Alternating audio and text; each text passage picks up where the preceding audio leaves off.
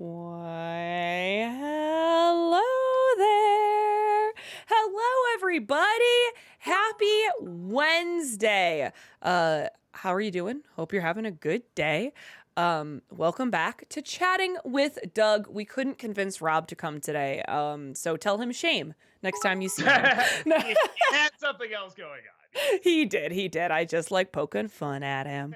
Thank you all so much for this level 3 hype train that's pushing up to a level 4.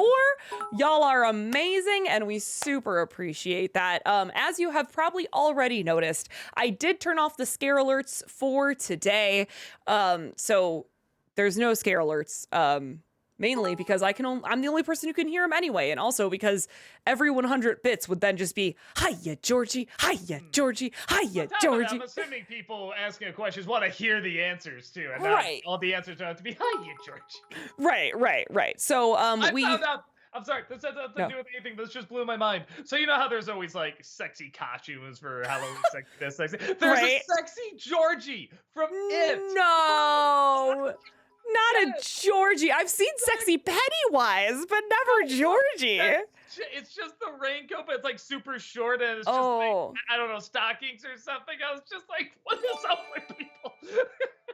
That feels wrong. Like, if there's a sexy Dorothy, I mean, remember that was the only costume we could find like years ago. We needed a Dorothy costume for Deborah, and she was like, "There's only sexy Dorothy. There's no regular Dorothy." It was so weird. That is weird. There really was no other option. If you're a woman, you had to get a sexy costume. There's like no other options. Very true.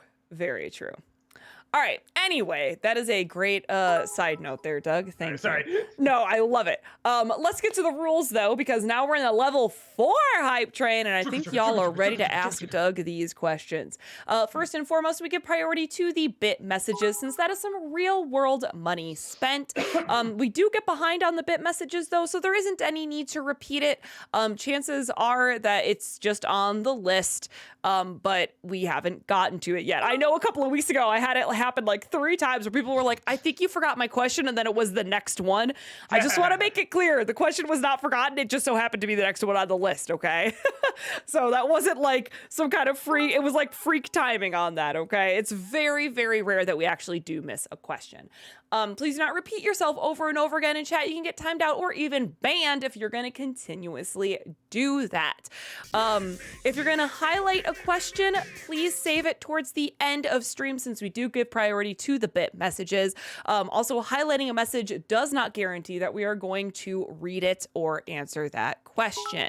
Watch the length of your questions. The longer it is, the faster we have to read it, the more likely it is that we're going to miss the point and we can't repeat it. So short and to the point is better.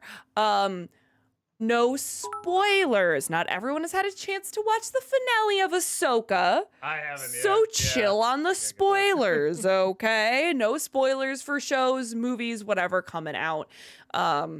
We appreciate you respecting. Or video games, for that matter. Or video games, I suppose so, yeah. We appreciate you respecting that.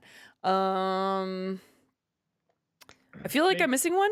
Maybe look and see if your question has been asked. Thank you, Doug. Thank you. Brain fog, who? You got it. Yes, as Doug said, maybe check to make sure someone else hasn't asked the question that you would like to have answered. It's not that it's really that much of an issue. It's just we feel bad if you're the 4th person to ask Doug, what's next week's Nostalgia Critic? And we just have to kind of give you the one-word answer and move on when you've given bits for that, okay? We just feel bad. All right? Great. I think that is it for realsies this time. Yeah, I think that's it. I think we got it. We're good. All right. Cool. Great. Love it.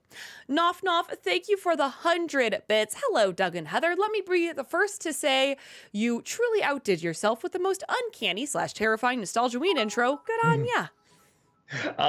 Thanks. Yeah, I was really, it's funny because I always had that idea in case, for some reason we couldn't do it, because I really like the animator we've been using, but, with the studio getting hit and everything with the tornado, I'm like, maybe we should be a little cautious on money just in case and stuff like that. I let the guy know, and he was really sweet about it and everything, but that was always a backup idea I had. I'm like, if for 1 year we have a low budget or don't have the money or something like that, that's that's the easiest idea to do. Just have us doing the dancing heads and stuff like that. So I'm glad that worked out.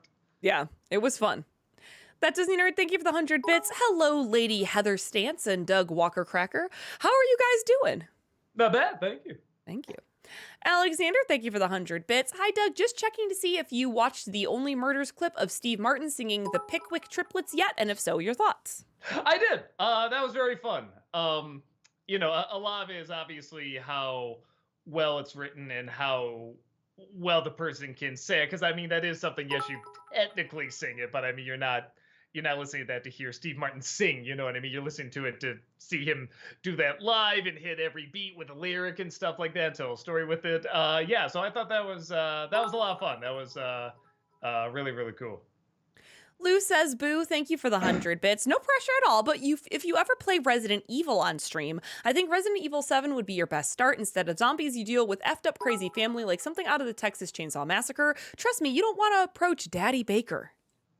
At some point, I should do one of them. I've never played a Resident Evil game. Actually, that's not true. I think on one of like the James and Mike Fridays or whatever, I was guest Mike that weekend. I think we tried one of the Resident Evil games, and we couldn't even, I think, get past the first level because it was like, like the first time they designed one of those games where the camera angles would change. You couldn't move the camera, and just the controls were really bad. And we were just like, this is kind of unplayable for us. We can't do it. So I think that was Resident Evil. I'm pretty sure it was Resident Evil, but I could be wrong. But yeah, they've come a long ways, obviously, since then. And I don't know anything about the story or characters or anything. So it'd be fun to play one. Check it out. Do they have different, like, characters in them, or are you mainly following like one group of people? So there is a consistent group of characters, but you could definitely pick up 7. Like I started with 7. You can definitely pick up 7 without knowing anything about the lore behind Resident Evil. I did 7, 8. I'm now doing the 2 remake, which has been really good. I think you'd like the 2 remake also. Okay. And so like a lot of them are not technically standalone, but it's not the end of the world if you haven't played them all. Okay, it's not required viewing to see the ones before in order to like follow along, right? Yeah, you'd be able to play 7 totally fine. All right, cool. Yeah. Oi Ram, thank you for the 100 bits. Hey Doug, hope you're staying strong. Also going to let you know the next few bits are Garbage Pail Kids related. Well, I was strong until I heard that. Now I'm suddenly getting weaker. Alexander, thank you for the 100 bits. How would you rank these 5 Universal classic monster films? Dracula, Frankenstein, Bride of Frankenstein, The Mummy, and The Wolfman. Probably Bride of Frankenstein's the best one. Then maybe Frankenstein under that. Dracula. I'll say Wolfman and Mummy. They're kind of close, but yeah, I think I do like the Wolfman a little bit more. Abnormal Gamer, thank you for the 100 bits. Here's Johnny. It's been a while and glad to see you doing better, Doug. How has your day been for both of you? Good. I slept about 2 hours before doing this. But amazing. From that, yeah, good. Alexander, thank you for the 100 bits. Have you seen Kenneth Branagh's A Haunting in Venice yet? And if so, what are your thoughts? No, not yet. I hear it's good. And the funny thing is, everyone's like, "Oh, it's so much better than the other two." Inspector, what's his name? I can never say his name. Tussaud or something like that. Tussaud, something like that. And I didn't see the last one, but I like the first one, so I just feel like, okay, well, that's probably a good sign. Oh, Poirot. Poirot, yes. Yeah, Poirot. Hercule Poirot. I can never say his name. Anyway. Je sais pas. Je parle français, and I still freak out about it. Yes. But, yeah, everyone says it's good. I don't know when I'm going to get around to it, Sally. I kind of want to do it for Disney December because it is a Fox movie, but this thing's throwing me a lot out of whack, man. So, yeah, we'll have to see. Tiff Guy, thank you for the 100 bits. It's Halloween! My favorite time of year. If Christmas memes are to the nostalgia critic, Halloween is my comfort candy corn. And I love the taste of chalky marshmallows. I was going to say, that's contradictory. There's no such thing as a comfy candy corn. There are comfy chaplains, though. He says hello. He says hello. Yeah, no, I love getting I was just at the store. For like weeks, they had that Charlie Brown Great Pumpkin cereal, and it's a vanilla cereal. I love vanilla. I was like, no, I gotta wait at least for October. And finally, October came, and there's none there. None at all. All the monster cereals are there, but none of that. Oh, is that under pressure of the parents you were doing there? Yeah. Alexander, thank you for the 100 bits. Top 3 favorite Joe Dante movies. Christ. Not my current headspace. I guess Oh, Explorers would be on there. Gremlins, and that's one of those I got to look up his stuff. He's done a lot in terms of like, no, like what's that one that I'm like, I love that one. You know what I mean? I mean, Explorer is probably the one I like the most. Oh, I do like Inner Space. Oh my God, 40 movies? Jesus Christ, he's a little bee, ain't he? Yeah, I don't know. I'll say Inner Space. Let's just go with that. No, I'll say Gremlins too. I do like the sequel. I know, guys. Thank you for the 100 bits. Hey, Doug, hope you're okay. Sending positive vibes. Anyway, you think you'll review any of these movies in the future? Jonah, a VeggieTales movie, Fat Albert, Heat, Barbie, or Blue Beetle? I'll do Barbie, definitely, especially because my opinion on it has changed a little bit. I actually have come around to legit liking it. Blue Beetle I haven't seen yet. I hear it's fun. I gotta check it out. A lot of people want me to review Fat Albert, which granted, I mean, I'm pretty sure Cosby's in the movie. Sorry, I get a few jokes like now, but I never have seen it, and I do like Kenan Thompson, so I should check it out. And then I already forgot what the other one was. The first one, but that's all right. Don't. It was like 7. Oh, VeggieTales. It was like 5. Yeah, and I've never seen VeggieTales. Again, I hear it's great. I've never seen it. Alexander, thank you for the 100 bits. What are your thoughts on the original Poltergeist? Poltergeist. What is going on with my mouth right now? You know what I like that movie because it changes. When I was a kid, I was like, "Oh, that's a freaky movie. It's like Raiders of the Lost Ark if it was a horror film." And then I watch it years later. I'm like, "Oh, this is like Raiders of the Lost Ark. It was like a horror film. Like this is weird and cartoony and odd." But now I kind of like it because of that. It's such a weird combination of styles, and it kind of makes it very unique. So yeah, I like it. I think it's a good movie. Alexander, thank you for. Oh, I just read that. I'm sorry. Matt Hanna, thank you for the 100 bits. What are your thoughts on the Once Upon a Studio trailer, and will you be reviewing it alongside Wish for Disneycember?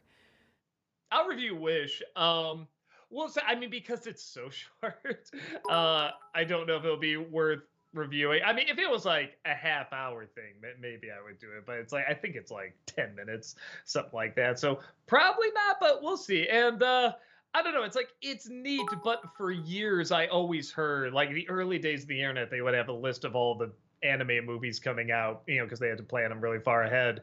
And that was always one of a special 100-year project with all the Disney animated characters in it. I'm like, oh my God, that's so exciting. That's so cool. But it was going to be a movie.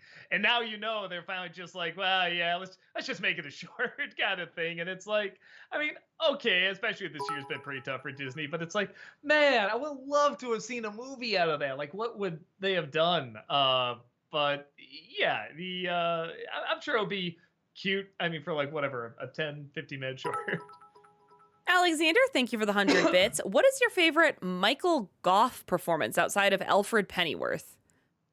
I think anytime he does like a horror film, he's pretty fun. Because I mean, like when he did Sleepy Hollow, you know, some people are like, man, it's so weird to see Alfred like, you know, such like a kind of a creepy old man, everything. It's like that's kind of what he played for a lot of years.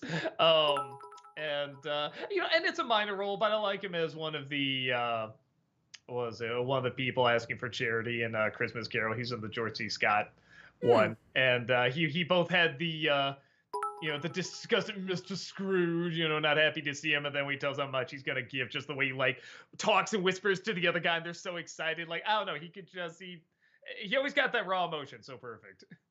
Cypher, thank you for the 100 bits. Hey, Doug, just wanted to say me and all my friends are hoping you get well soon. Much love and thanks for all the great content over the years. Oh, thank you so much. Yeah, it's really just an inconvenience. That's the main thing. It just screws up, you know, work and stuff like that. But I mean, like, I get plenty of naps. Alexander, thank you for the 100 bits. One scene from Monster House that I still find legitimately creepy is when DJ falls on the cement-covered skeleton as it begins to crumble. That really felt like something out of an 80s PG movie. Yeah, that's one of the reasons I like that movie so much is that if it was live action, it would totally be like an 80s kids film. And I love it for that. It's got a good bite to it. And like, it earns its PG rating. Oi, Ram, thank you for the 100 bits. I had an epiphany. You said that you watched Garbage Pail Kids because of requests. That means that there was a movie you thought was the worst you've ever seen until seeing Garbage Pail Kids. Mind telling us what that is? It's a good question. Probably something like Manos, The Hands of Fate, and like on a technical level, it's probably still the worst one I've seen. But Garbage Pail Kids, because it's also a kids movie, I think just becomes so much more insulting on so many levels because it has like just terrible morals and terrible ideas, and it's such an ugly, disgusting, despicable movie. When I say disgusting, I don't mean like ew, gross. I mean like just the lessons and everything, and the character. It's just such a nasty film. Hell of a Bluey, thank you for the 100 bits. Hey, I wanted to ask you last week, but why haven't you reviewed Ratchet and Clank yet? Oh, I'm probably not going to. I did play the game. I might play more of the games down the line, but I got an idea what the movie was about from the clips and stuff like that inserted into the game. I'm like, okay, I can see how they would connect. I'm not saying that means I saw the movie, but I can already kind of sense like, yeah, this looks like something I wouldn't be able to dive into and have much passion for in terms of reviewing as a film. So yeah, it's just one of those things. It didn't quite grab me. I wanted to play it in terms of like maybe I'll review this movie because I did get requests, but I'm still like, yeah, I'm still not that into it. But I might play more games down the line because it was a fun game. Tiff Guy, thank you for the 100 bits. In keeping with the theme of my cheers, what are some of your favorite classic monsters? I fancy myself the witch due to their religious aspects, and I can do an amazing raspy crow-like laugh. Cool.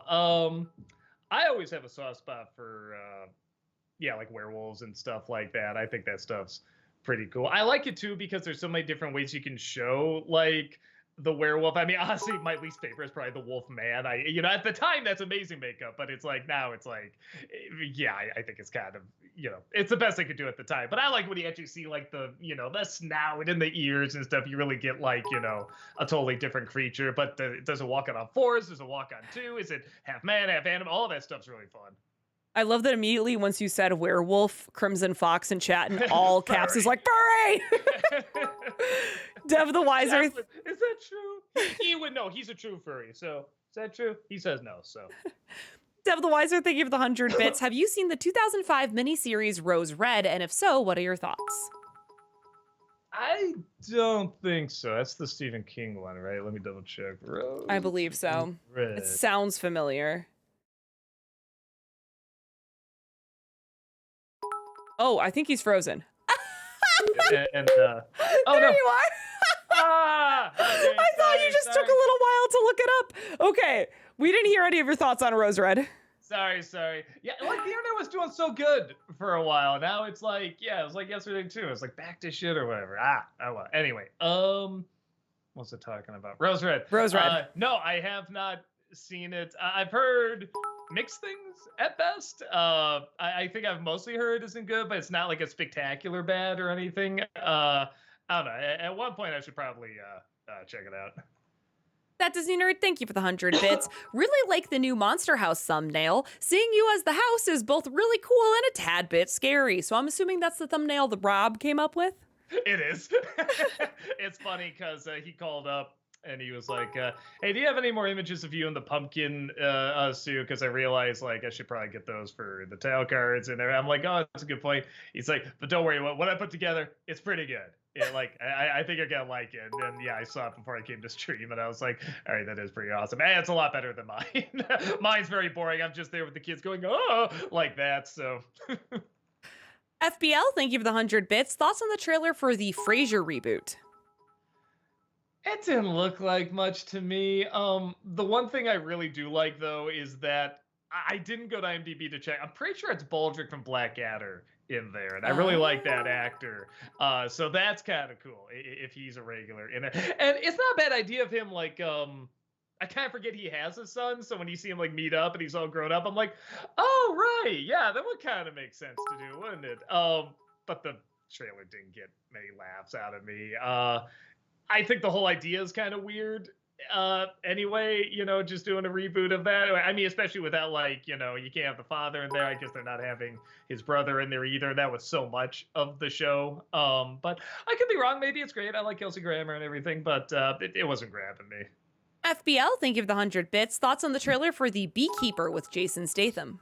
I haven't seen it yet. I mean, if Jason Statham is in it, I can kind of guess what kind of movie it's gonna be. But that doesn't mean it's gonna be a bad thing. It could be an amazing thing. Yeah, but with the title "The Beekeeper," what is? I'm just gonna type that in so I don't forget because I didn't know Jason Statham was in it. I'm like, yeah, what is that about The Beekeeper? I'm like, oh wait, he's in shit. Now I really gotta see what that is. Adam Grunther, thank you for the 100 bits. How far are you into One Piece and thoughts so far? Well, we're talking about the live action one. Yeah. I finished it. I fucking loved it. Oh, did you? I'm still only on episode 4. Oh my God. I just goddamn adored it. Okay. When it got to the end, this is one of those, the guy has like a Return of the King ending where there's like 10 endings to it, but I'm just like, I don't care. I love all these characters. I love seeing what happens with all of them and what it's going to lead to in the next season and stuff like that. Every like heartfelt scene, like it got me really good and everything. I loved it. I cannot wait for more. I still stand by a lot of it, even though the world is fantastic, and the environment, the editing, and all that stuff. I really do stand by. I do not think any of it would work if the kid who played Luffy wasn't as good as he was. I think he really is the anchor for everything. And that role can so easily go wrong. That can so easily be an annoying character. And I am so glad they got someone and a good director or directors who really knew how to find the charm of that character. So yeah, I absolutely loved it. JT4, thank you for the 100 bits. Hey Doug, hey Heather, I hope you're both well. From one Chicago native to another, I hope you both enjoyed our last day of good weather today before it plunges tomorrow. Is it supposed to rain? Is that what it's supposed to do? Yes, it's supposed to rain tonight, and then tomorrow's high is only like 69 or 70. Okay. Man, like... It begins. On top of having this, it's... was it Amnesty Day, where like you get like 5 stickers and you can, garbage stickers, you just put whatever you want on the lawn and we'll take and stuff like that. That's where I get like, sort of like spring cleaning, I guess. I guess it's fall cleaning. And man, because of this, I just slept like half the day and then tried to catch up on work. I'm like, I'll get later. And it's gonna rain. Oh, yeah, it's gonna rain tonight. Oh, that's not fun. Maybe I'll just stay in my basement longer. I don't know. We'll see. Maybe. Duck Goes Move, thank you for the raid. Welcome. Sorry I didn't notice that 25 minutes ago, but welcome. Crimson Fox, thank you for the 300 bits. Some episodes of Courage the Cowardly Dog I'd like to recommend for Dark Toons, please. The House of Discontent, The Great Fusili, and The Windmill Vandals. Episodes that legit scared me when I was little. I think I did The Great Fusili episode. I might have done the one before it. I'm not sure. We did a Courage the Cowardly Dog month for Dog Toons. Yeah, I should have been that Dog Toons for Dark Toons. So it might have been in there. Check it out. I'll try to look into the others. I did really like that show. It was a lot of fun going through that because I missed that. I was going to say growing up. I was already grown up when it came out. That's why I missed it. Yeah. So it was fun catching up on those. Adam Grunther, thank you for the 100 bits. What are your thoughts on the antagonist character Garp in One Piece? Garp, I think, is the leader of the like Navy thing, right?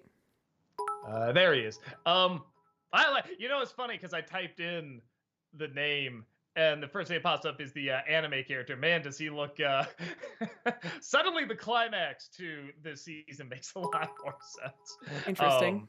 Because there's a fight and I'm kind of watching this like, well, how is that guy getting that much out of those punches? And then we see how he looks as an anime character. It's like, okay, now I see what they were trying to do. No, I like him. And again, without getting into spoilers, the surprise with him and Luffy, I did not see coming. I thought just made everything so much more interesting. All the acting is great too. The only thing I don't like, and Heather, I wonder if you got here. I wonder if you had the same reaction. I don't like, maybe he can change it. The guy who played the clown, I don't think he's got that character figured out yet. I don't know if he needs to. He is hot. why he was chosen. All right. Even the clown pickup, really? You know what, Doug? Don't ask about the thirst traps that are coming across on TikTok right now, okay? Okay, all right, shit. I did not know that. That's so funny. Oh, I'm shit. just kidding. I'm really gonna get it. Now I'm just kidding. You dare not like the clown. But he's not. No, but it's something where I can see like next season. I can see him like figuring it out. It's not like awful. It's like I feel like he hasn't gotten it quite geared up and everything. But I'm sure like next season he'll have it all figured out. For sure.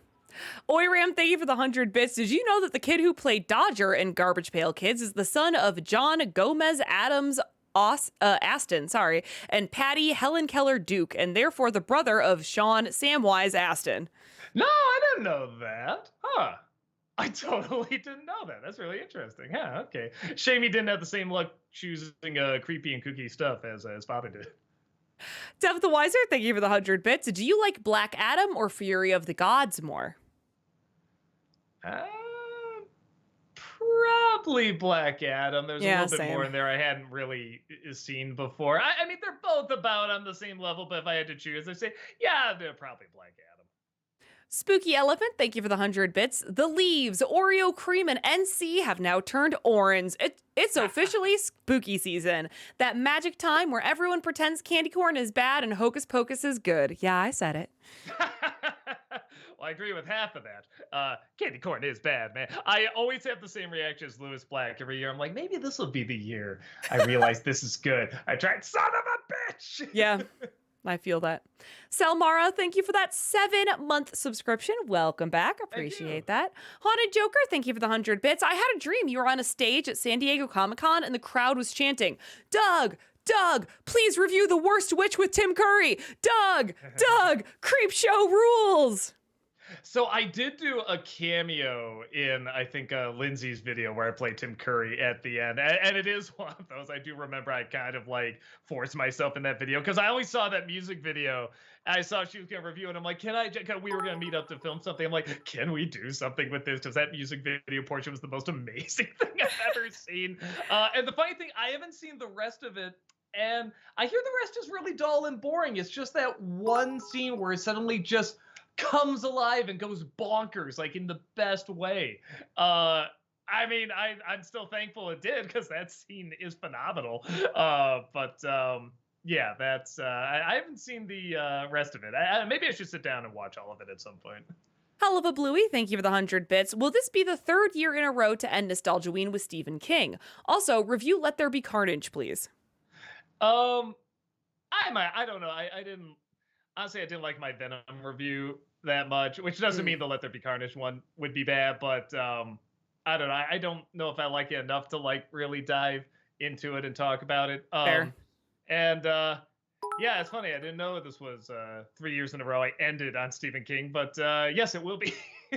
I know, guys. Thank you for the 100 bits. By that cliffhanger ending, I'm assuming the next review is going to be Coraline. Also, can you give us a clue as to what the Stephen King review will be? Let's see. The Stephen King review, it is the opposite of what's going to happen to me after I stop boxing. Interesting. Okay. And you'll just have to see about the Coraline thing. Yes. FBL, thank you for the 100 bits. Thoughts on the movies Dumb Money, They Cloned Tyrone, Saw X, and A Haunting in Venice? Any NCs on that list? I haven't seen any of them. Haha. So probably not. Adam Grunther, thank you for the 100 bits. What are your thoughts on Lex Luthor being the main villain of Harley Quinn season 4? Did you find him funny? Yeah, it's fine because I didn't find him that interesting in the other seasons, but this season I thought he was pretty fun. And I like hearing that actor. I can never say his name, but he's from Breaking Bad and everything. I like hearing him go goofy. I like hearing him go like really, really big and silly. And he did like a little bit of it in Mandalorian, but mostly kept it to his I say his usual shtick like that's a bad thing, but like the reason you hire this actor, right? Giancarlo Esposito is just imposing, and and he's phenomenal. But he's also very friendly and welcoming too. But he doesn't usually go that big. You know Right. what I mean? So it's fun Yes. to hear, just laugh out loud and shout things like this. Ha ha! Like that was really, really fun. And for it to be Lex Luthor just kind of makes that even funnier. FBL, thank you for the 100 bits. Favorite Ron Swanson line / moment? Uh, in one episode, I think they're trying uh, they're trying different dishes for like a wedding reception, I think, and the character's like vegan or something, so it's all like veggies and stuff like that. He says, "This isn't food. This is food my food eats." I love that line. Tip Guy, thank you for the 100 bits. Do you have any Halloween games planned for future streams? Well, we did play Dead by Daylight last night, and we do have a horror watch party coming up because you all hit that goal for our sub goal. So we do have that coming up at some point fairly soon. I'm going to have to look through the Prime movies and get us voting on what we want to watch. So not a game, but we always love a good watch party. Keep an eye out. Honest Reviewer, thank you for the 100 bits. Sup, Doug and Heather, can't stay long today. Gonna see the 30th anniversary re-release of The Exorcist in an hour. Oh, that's fun. Wow. Enjoy 30 yourself. Years. Oh my God. Wait, 30 years? Is that what they said? 30th anniversary re-release. Wait, 30th anniversary of the re-release. I don't know. It says 30th anniversary re-release of The Exorcist. I was gonna say it's got to be older than 30. Yeah. Okay, but because they did re-release it. God, that's crazy. You think they re-released it 30 years ago? No. Maybe they did. Dragon's Toy must be the extended one. That would make sense. Yeah, huh? the extended cut. It's yeah. the 50th anniversary. That sounds a lot more right, Power Gamer. Okay, I was gonna say, yeah, but even like the 30th anniversary of the extended cut, that's weird. I remember seeing that in the I love seeing that in the theater because so many people had not seen it by that point. Oh. And they would all laugh at the girl, like swearing and saying, back then it was all shocking, like, this movie's gonna be a breeze. That's what they thought was scary back then, But then, like, when you get to the crucifix scene, everyone shuts up. Everyone's just like this, like the rest of the film. FBL, thank you for the 100 bits. Thoughts on the movie The Danish Girl? I never saw it. I guess I heard good. Yeah, I heard good things. I didn't hear like fantastic things. I never really saw that. Is that the one I'm thinking of? Is that the Danish Girl? Is that the one with Eddie Redmayne? Oh yeah, it is. yeah, it's the one with Eddie Redmayne. Yeah. I was confused for the girl with the pearl earring. Which I also haven't seen, but that one actually I'm a little bit more interested in seeing. But no, I haven't seen either. Dev the Wiser, thank you for the 100 bits. Have you seen Rebel Without a Cause, 1955? And if so, what are your thoughts? Years ago. I remember liking it. You mainly see it for Dean's performance, but it's a good film too. But yeah, I haven't seen it. I don't think I've seen it as an adult. I think I saw it as a teen, which is a good time to see it, but I should probably see it as an adult. I wonder if it changes with age. I know, guys. Thank you for the 100 bits. Well, the Haunted Mansion remake was released on Disney Plus, and big shock, it wasn't good. Why couldn't they have made this movie about the ghosts? That's what I was saying. I really wanted, because they already did one with a family moving in and ghosts, stuff like that. So why don't they make one about like the history of the mansion? Maybe. I don't know. I just don't see movies about like the ghost haunting the people. Let's see it from the ghost point of view. Like that, nobody goes to the haunted mansion to be like, let's see the people. Right, right. I mean? We want to see the ghosts. Adam Grunther, thank you for the 100 bits. What are your thoughts on the Joker becoming a villain again in Harley Quinn season 4? Did you wish he stayed a good person? Side note, that feels weird to say about the Joker. I like that I guess since that star, we can go a little bit into spoilers. I like that the family's in on it. I think that's very funny. There's going to be a lot of possibilities with that. I think it's going to be really fun. And I like combining it with like, his suburban lifestyle now, like he's trying to get back at like people that maybe wronged him at like his kid's school or something like that. So yeah, I think that's a pretty fun, that's the right way to go. Cause I was thinking like they keep him quote unquote good, the whole time. That's going to get pretty dull after a while. So I like the fact that he's going back to evil, but he's bringing company with him. I like that. Noah Zinner, thank you for the 100 bits. Doug, I'm so happy to see Nostalgia Ween back. I'd ask for a clue for next week's review, but based on your tease at the end of today's review, I'm pretty confident I know what it is. Especially with you moving back in the studio, it will make for a perfect skit for said film. I don't know what you're talking about at all. Just stretching here, just doing a little bit of a stretch here. Wow, Okay. Doug. Wow. Tiff Guy, thank you for the 100 bits. Hey, I saw the NC review, loved it. You really did Monster House justice, as it is one of my favorite classic Halloween movies. Yeah, I like it too. I like that it's gotten more appreciation over the years. It's funny because it looked like a good movie. The twist in the story is what really surprised me. Because I was saying to myself, man, this could be fun. It was just a house that ate people. That's honestly entertaining enough. But when they have like sort of the backstory and kind of these little surprises and everything that I legit didn't see coming, I was like, this is a really smart movie. That Disney Nerd, thank you for the 100 bits. When you really started to get into cinema, when did you decide to go outside your comfort zone to experience older black and white and foreign films? Uh, man, I'm trying to think. What would like the first foreign film be? Actually, it probably is an anime. Wow, no, I mean, even like a lot of cartoons I grew up with were technically like from Japan, just Yeah. redubbed. But in terms of like black and white, I don't know. I think as I grew up with Twilight Zone, I wasn't like afraid of black and white stuff. I definitely knew it was like slower and sometimes a little boring and stuff like that. But again, Twilight Zone could get so big and crazy and the ideas could be so big and great, but also like subtle and creepy and everything. So I knew like, okay, there's even if it's a little boring, it's like when this is me when I was a kid, even if it's a little boring, it's like, get through it. There might be something really good at the end. J-Pith, thank you for the 100 bits. Thoughts on the film Barry Lyndon? Sorry, I don't know. Lyndon, yeah. Should have gone with my gut. I like it. It is one of those where it's like, I don't know if it needed to be quite that long. I think you get the idea of it, in probably half the time. But, with Kubrick, even if it goes on forever, it always looks so gorgeous. You're never bored looking at it.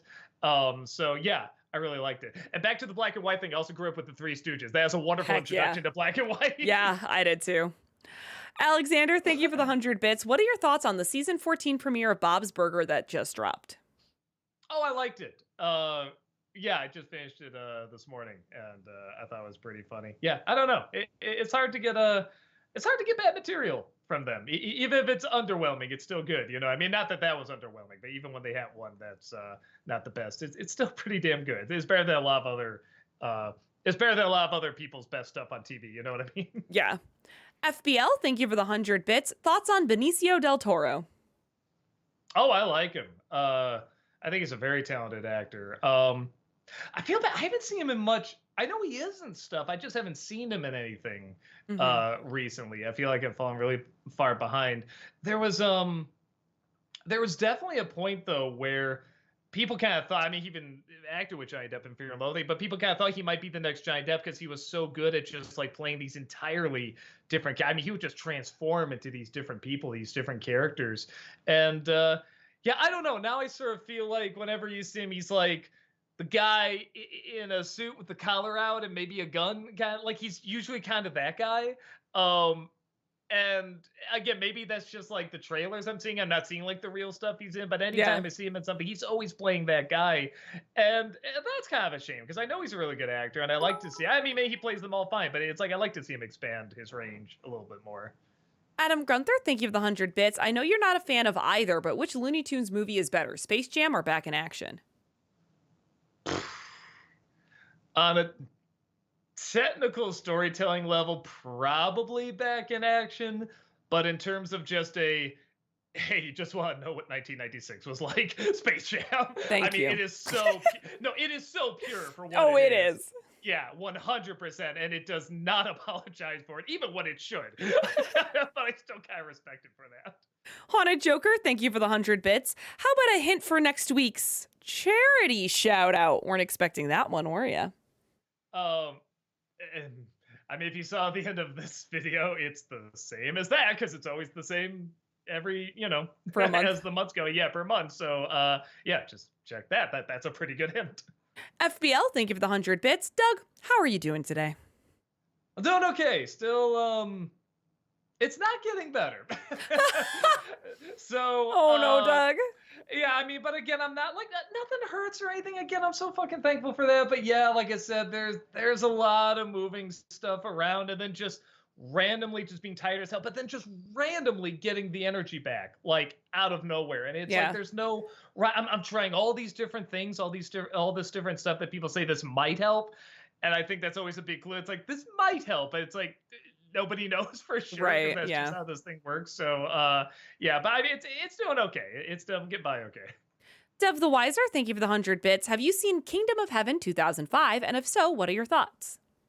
No, I still remember the trailers for it. The trailers looked really cool, but I heard the movie was kind of typical Gladiator Ridley Scott, fare of the time. He kind Yeah. of got addicted to doing those movies, but I wasn't even a big Gladiator guy, so I just assume I probably wouldn't get into Kingdom of Heaven. But I don't know. Maybe I should check it out someday.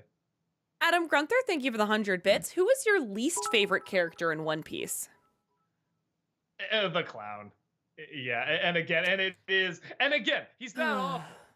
He's not awful by any means. But he's great. I don't think he has the character figured out yet. Like I feel like there could be a lot more comedy to him. And like I said, it's something I feel like it's an easy fix. Like he's just got to be with the character a little bit longer, and I feel like he'll have the inflections much more natural. It feels like a performance, you know what I mean? Where everyone else feels like they're naturally these people. But like I said, I think it just needs to be in the skin a little bit longer, and he'll get there.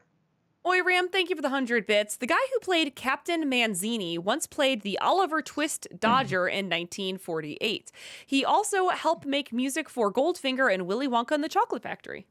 I did hear that my dad was watching a little bit of the movie with me, just a little bit. Like I said, he couldn't get through much of it, but he did recognize that guy, and he said, "Oh my God, yeah, he's this big musician and songwriter and stuff like that." So that was kind of neat.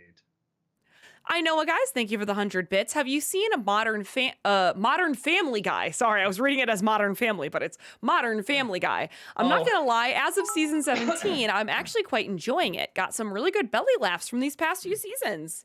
Oh, that's cool. Hey, it's funny because at first I was combining like the show Modern Family with Family Guy. Yeah, no, it's like Modern Family Guy. Gotcha.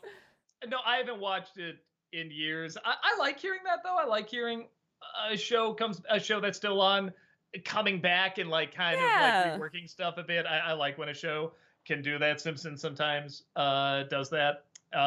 So I'm glad to hear it. I haven't watched it. Maybe I'll check out a recent one, but yeah, I haven't seen it in like probably a decade. Tiff Guy, thank you for the 100 bits. Who's the scariest director in terms of production history and troubled personality? I mean, you hear stories about ones that literally broke the law. So, I mean, I guess you could say those are probably the scariest. But in terms of like, I don't know, what would be the one that'd be like kind of the freakiest to work with? So I guess it's a toss up for me from what I've heard between like William Friedkin and Stanley Kubrick. Ooh, Kubrick. Kubrick, just because he really was a guy that's like, no, robots really should take over humanity. We're done. We ruined everything. We should just have robots. Yeah, like he really, really thought that. Yeah. And, so it's like, okay, well, his films are amazing, but they are kind of cold. They are almost is like like a ghostly AI directed them. You know what I mean? But like, that's almost bad, but it's even more interesting that it is a human and that guy gives it that human touch, for like a better way of putting it. But William Friedkin, you can tell everything he did. He's like, I just want the best out of this performance. I want the best out of this shot. I want the best out of this, thing. But he didn't care what he had to do to get it, kind of thing. There definitely was a sense where it's like Friedkin did because, I want a good movie. Kubrick did it because you feel like, no, I need to see this. You're like, why? Because I need to see this. Yeah. It's like you don't quite know why. Japeth, thank you for the 100 bits. Thoughts on the original Dawn of the Dead? That's the one at the mall, right? I double checked Dawn of the Dead. My writing's terrible with this brain fog too. Yes, that's the one. I'm assuming you're talking about the original. I remember really liking it. I don't think I got into it quite as much as everyone else did. It was a little clunky in areas, but that's movies are supposed to kind of be a little bit, so I didn't mind it too much. But yeah, the whole idea of like them doing all that at the mall and everything was a very, very cool idea. And I like malls. Even now, I still have a soft spot for multi. God, that really is going to be what's going to be like, right? It's only going to be zombies there. Like Right. left, there's not going to be any real people anymore. At Movies, thank you for the 100 bits. Marvel is finally rebooting the X-Men soon. Who do you think should direct it? I could personally see an SS Rajamouli type at the helm. That's the guy who made RRR. Boy, wouldn't that be interesting? Fuck yeah! Oh, my God. man. Well, and I was gonna say, could he get past the language barrier? But then again, like in RRR, Like half the people spoke language. They were dubbed again. But I mean, it still looked like they gave good performances and everything. I'd be totally down. Yeah, that's a kind of unique energy I feel like these movies need. I don't know if I want for X-Men necessarily, because I love X-Men so much. So it is one of those things where I'm like, I don't know if I want you to take quite that big a chance, but Yeah. But if that was announced, I wouldn't be like, oh no, or anything. I'd be like, all right, we're gonna get a damn interesting movie out of this. Talkative Carl, thank you for the 100 bits. What's the difference between a retcon and a contradiction?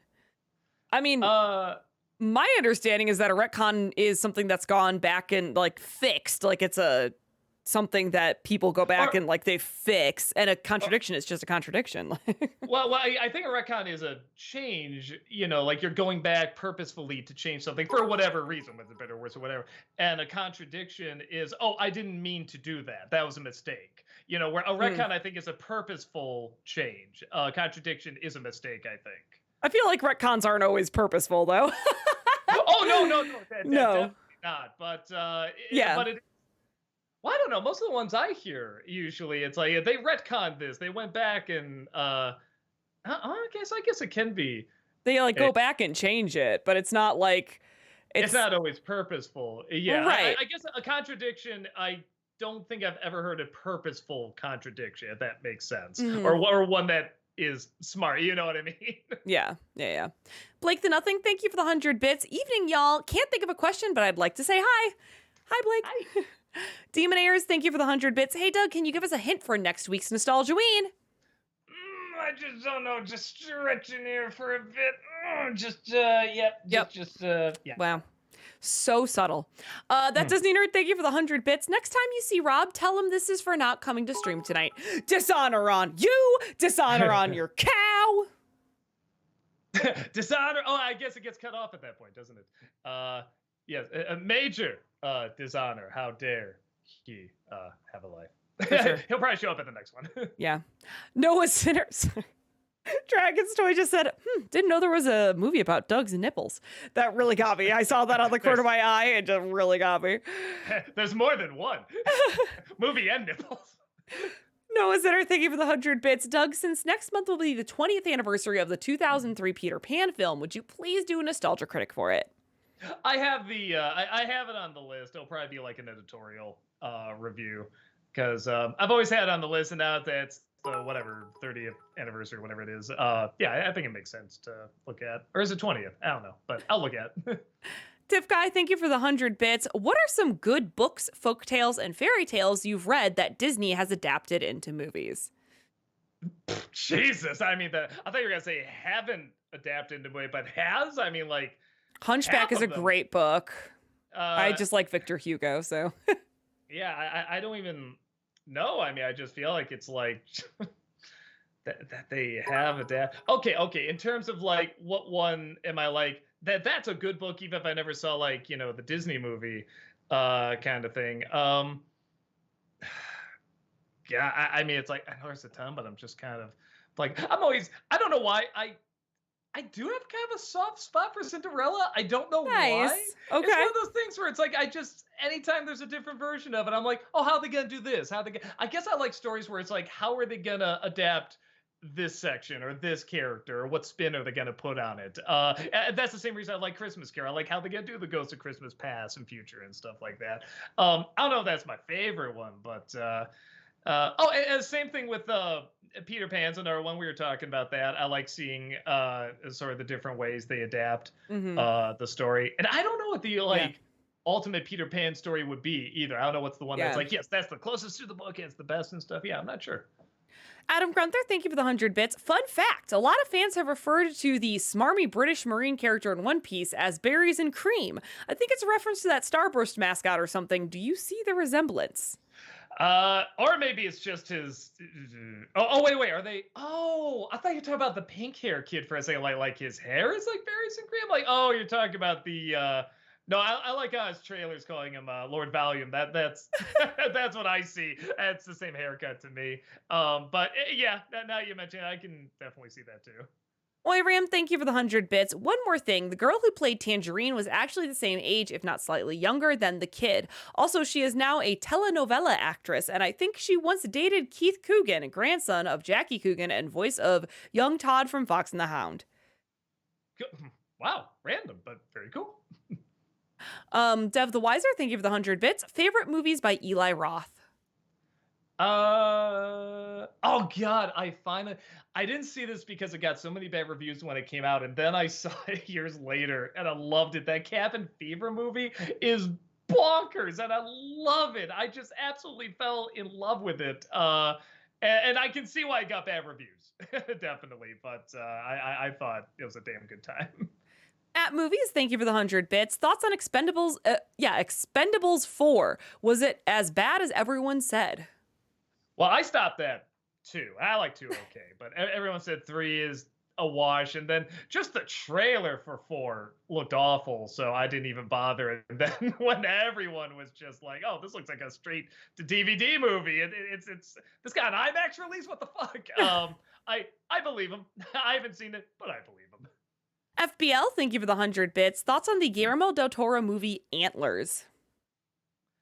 It's all right. I love the setup. A lot of those movies, I'm always hoping it's gonna go in an interesting direction. It usually just goes the direction you think it's gonna go. Which is fine. I mean, I guess it gives you what it promises, but I don't know. I would have liked a little bit more of a surprise with it, but it's good. That kid was great, acting wise in that movie. Japeth, thank you for the 100 bits. Pick your poison: Jaws 3D or Jaws the Revenge? Probably 3D. 3D is so bad, it's kind of amazing. Where 4 is mostly pretty dull. But yeah, 3D is just spectacularly bad. FBL, thank you for the 100 bits. What's a good example of a movie where the character/story lead the commentary instead of the other way around? It's funny. I was just thinking of this with comedies, with comedic shows, honestly. 2 that I've been watching that I realized, man, this is only becoming a kind of a rarity because it is doing that. Always Sunny in Philadelphia. And then Futurama, I found, actually does. I feel like when they do satire on something, they're not looking as much like, here's our point. Here's our point. Yeah? This is good. This is bad. It seems like it kind of does, even though Mark Twain would obviously do that too. But I like when Mark Twain, his commentary, when he would say, aren't we silly? Aren't we all a funny animal? And that's always what I get out of Futurama, where they'll kind of poke fun at whatever they can poke fun at, but it's very much of like, yeah, that's just the human race. Aren't we a silly, dumb animal? Yet we think we're so sophisticated. Maybe that's the kind of commentary I really like. I will get behind ones that definitely take a stand. We're on this like uncompromising and raw, and I definitely get it, but everybody's doing it now. So I like ones that are a little bit more vague, like I kind of like some of Jordan Peele, some, not all, but some of it, there's wiggle room in there to be like, oh, maybe he's saying this. Well, it has a heavy lean towards this, but it could also be taken this direction, or maybe this way too. So those are 3 examples, and all, have a lot of comedy in them, where I feel like I said, it's not quite as much. It's still a movie. It's still a movie telling a story, or a show telling a story that has a lot of comedy and satire, but the satire doesn't lead the way 100%. It doesn't feel out of place. Demonaires, thank you for the 100 bits. Hey, Doug, what did you think of the new Disney Wish trailer? Oh, I thought it looked good. Like I was saying before, I think it's been a while since we've gotten like a sort of a princessy fairy tale story from Disney in a bit. A new one anyway, so it'd be nice to see them go that I like the style. I wish the I don't know how to put it, but I wish the models, like the skeletons, if that makes sense, under the style was a little different. You know what I mean? Because I like there's a little bit of a sketchy look, but it's still just the Disney model, the Disney, skeleton under it. And I kind of wish they would change that up a little bit, but I think it looks good. FBL, thank you for the 100 bits. Thoughts on the Bohemian Rhapsody movie? You know, I remember liking it, even though I don't know if I can say it's a good movie. Which is weird. I usually hate movies that do the tropes that that movie does. Okay. You know, and a lot of it was like a pitch meeting had a great. It's like, oh yeah, I just thought we'd tell a bunch of lies and sprinkle in some Queen music so everybody likes it. I mean, that is basically what it is. Okay, great. But I don't know. It seems like even though it's a lot of it's bunk, it seems like it still likes Queen the band, if that makes sense, and Yes. it wants us to just be with Queen the band. Yes. And I like being with Queen the band, even Yeah. if it's in a fictional telling. I liked it okay, even though I probably should demand a better movie. But for what I got, I liked it. FBL, thank you for the 100 bits. Thoughts on David Fincher? Oh, I like him. Probably his best work is still Fight Club, because that movie does change over time. And I mean, it's one of those that literally changed like after like 9/11 happened. All of a sudden, like we were a generation about something and our generations were about something. And then you kind of see it. Maybe sometimes we're not about enough, and then maybe we're about too much. And it kind of keeps going back and forth. And I feel like that's what that movie's about. So it's both about that specific point in time, but then it's also kind of timeless as well. It's timelessly dated. That's always what I call it. All right. And I think it's an intriguing film because of that. Tiff Guy, thank you for the 100 bits. This is a fun question for both Doug and Heather. What are some of your favorite childhood crushes? Be it an actor, animated character, or maybe a Halloween icon. I know the answer, but I'm always afraid to say Michelle Pfeiffer's Catwoman was probably like my awakening, but I'm not. I don't got a bunch of like, you know, I don't got to call this a dominatrixes or anything. It was just the voice. It's just that amazing voice she had that was so freaking hot. I can still listen to it and just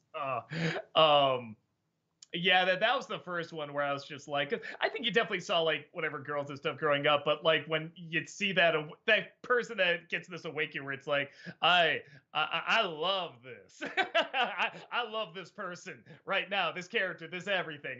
Why do I to examine this? I was in love with Christian Bale from Newsies.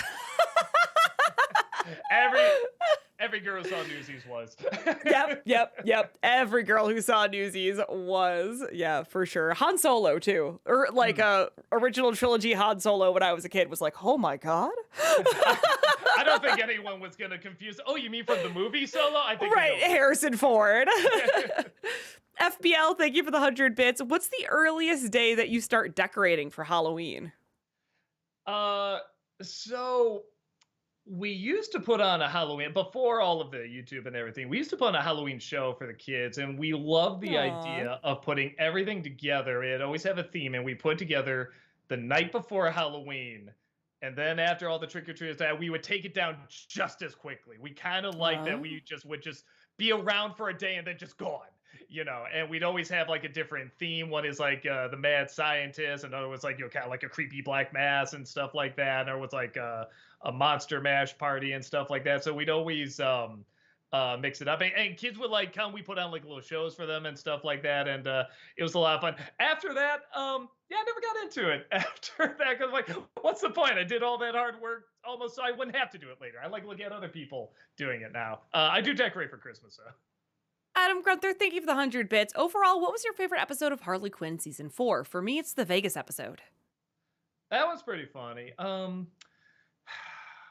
Man, let me see. Do I go for the cliche and say the pasta maker one? The pasta maker! And for any other reason, So I think good. it's an episode that does not have Harley or Ivy in it. I like shows that try something different where they do not have the main character in it, and they see if, because it then shows, are your side characters strong enough to support the rest of it, to support an episode, and they were. I mean, guy, you know, I love Bane, so that was pretty fun to see. Oh, I also like the was it the Moon Convention one, Yes. the evil villain convention. That was pretty funny. Talkative Carl, thank you for the 100 bits. Who had the biggest flex in superhero movies? Off the top of my head, Henry Cavill Superman and Man of Steel when he casually broke the handcuffs he was in. That was pretty badass. Man, I I mean, don't know. we've talked many times. I feel like it's hard to beat Wonder Woman in No Man's Land. I don't know. That doesn't feel like a A flex though. flex? Yeah, That I feels guess I like don't know what. I guess I'm unclear about a flex means flex. like kind of like showing off. Yeah, I Kind of. But suppose. that was such a noble moment. I Yeah. didn't see any showing off there. I don't know. I feel like it's got to be oh, maybe in '89 Batman. I love when he knocks out all the guys and there's Bob with a knife and just goes like that, and then Bob just runs away. I love that. Just little Love things like that. that. Whenever he does a little smile or something like that, like those are my favorite moments. FBL, thank you for the 100 bits. Have you ever done a couple's costume with your spouse? And if so, your favorite one? If not, would you, and what would it be?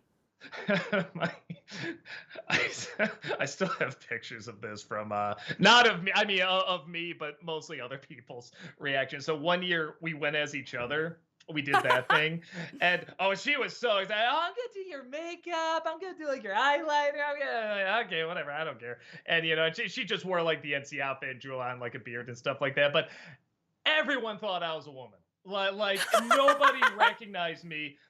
My own dad didn't recognize me. I love that. He came up to the house, walked right by, said, "Okay, so yeah, we about ready here." He acted the way he acts when he doesn't recognize me. He's trying to be friendly, but he's like, "I don't know you. I can't remember if I met you or not, so I'm just gonna act like I know you," kind of thing. And yeah, someone else was coming by the house and didn't put together until later. And she was like, "Oh my God, you were that girl on the front porch, weren't you? I just realized that." Like, the last one I'll say is that because I did take like Rob and his wife, I still have the picture of them just looking at me like horrified. Because I just said, "Oh, look at a picture of you two," and they just didn't move. They just looked at me with like that same face like that, which was pretty great. That was a lot of fun. FBL, thank you for the 100 bits. One must go. Candy corn, circus peanuts, milk duds. I'm not a fan of any of them, honestly. Just to keep the joke going, let's say candy corn. At Movies, thank you for the 100 bits. Are you looking forward to the Disney short Once Upon a Studio? I, for one, am glad they brought back 2D animation for it. That is nice to see. Like I said, the only thing that's kind of disappointing is that I always heard, I mean, stuff changes obviously and budget and everything, but it was going to be a movie. So it's a little sad to see it's a short, but at the same time, I guess it's nice to see. And like you said, it is nice that it looks like it's really hand drawn. It doesn't look like it's CG, and then they just put lines over it. So it really looks like they drew it, which is pretty nice. But yeah, I'm sure it'll be cute. Noah Zinner, thank you for the 100 bits. Fun fact for the 2003 Peter Pan film, the music for the Flying to Neverland sequence was so good, Disney used it for one of their Disney Parks commercials, despite the film being made by Universal. Please mention this in your review. The commercial is called Year of a Million Dreams. I think you brought that up before because I looked it up afterwards. I thought that was kind of interesting. I mean, it's fine. I looked it up and I was kind of like, oh, okay. Well, actually, there might be a joke there the more I think about it. Maybe I can get a joke out of that. We'll see. J-Pit, thank you for the 100 bits. John Woo has a Christmas action film coming out that apparently is all action and has no dialogue at all. I've already got my 10 out of 10 rating prepared. How about you? Oh, I didn't know there was no talking yet. That's interesting. I just saw, I didn't finish it yet. I got to finish it up, but a movie called No One Will Save You. It came on Hulu. And it's another film where there's no dialogue in it. It's about an alien invasion, and there's no dialogue. And I loved going in not knowing that because I'm just like, it's interesting. They're opening this film without them saying, oh, it's all visual storytelling. Yeah, I'm like, does nobody say a word in this? And I just realized they did. And I'm like, oh, that's kind of interesting. I like films that do that if they can make it work, especially if they can make it work in a way that feels very natural, where you're kind of like, okay, well, somebody has to say something here. How do they get around it? And I like the clever ways they do it. Adam Grunther, thank you for the 100 bits. What has been your favorite episode of One Piece so far? Let me see. Gotta go through them all in my head. Oh, again, I guess without going into too much spoilers, when the green hair kid is fighting I forget their names, but the guy with the huge hat and the huge sword. That guy alone was amazing. It just cracked me up. But that duel was was really something to watch. And again, I didn't exactly know what was going to happen. I love it was both like almost a battle of both like physical, but also kind of like intellectual too. When you see who wins and who survives and stuff, you kind of see why, because they did have to talk. as well. So I really liked all of that. Tiff Guy, thank you for the 100 bits. If you were to look back at your old reviews, which ones would you say you've changed your opinions on? Well, that's rough because like a lot of the earlier ones, even if I like the movie, I'm like, well, the character is I hate everything. I take everything too seriously, so I'm gonna be angry at it. Mhm. So it's probably a lot. Right, honestly. right. Um, Early one, NC was not your opinions. yeah. I mean, sometimes it was, but I mean, even then, it was always like really exaggerated and stuff like that. But yeah, I guess one that I never did a review on, and I'm glad I didn't because I came around to really liking it, was Matilda. But Yeah. everybody knew I didn't like Matilda for a while, and I was gonna do a review, and people actually said, "No, don't do it." I'm like, all right, maybe I'm missing something, so I didn't do it. And then years later, I saw it again. I'm like, fuck, they're right. This is really good. That Disney Nerd, thank you for the 100 bits. Brian Hull recently posted a poll asking what the best 80s animated film is. These were the choices: The Last Unicorn, Land Before Time, Secret of Nim, and The Little Mermaid. Which one do you think is the best, and which one of them would be your runner-up? I mean, it's either it's either Secret of Nim or Little Mermaid. That's rough. Because Little Mermaid was so influential. I mean, like even now, I feel like every anime movie like that's doing like again a fairy tale is trying to be something like Little Mermaid. But Secret of Nim is so unique. Man, I don't. My personal favorite is Secret of Nim, but so I guess I'll go with that. Sure, Secret of Nim, the Little Mermaid runner-up. Demon Airs, thank you for the 100 bits. Hey Doug, what do you think of the Disney short trailer for Once Upon a Studio? Looks good. FBL, thank you for the 100 bits. NC for Ratatouille. You know, Rob really likes that movie a lot more than I do, and I like it. It's good. I never quite felt maybe because I don't cook. Maybe. But I do eat. I'm a good eater. So I still feel like I would enjoy that. But that is funny because I think his favorite scenes are the scenes where they're making the food, and my favorite scene is when the guy tries the food at the end and the what it takes him back to. So I think that is really interesting and maybe very revealing of like, you know, whoever watches it. I don't know. Maybe I wasn't thinking about it, but there might be something there. We'll see. Talkative Carl, thank you for the 100 bits. Heather, after you and Doug play Spider-Man 2, will the both of you do a video listing the best and worst games you played this year? Maybe even include Malcolm and Tamra for their opinions?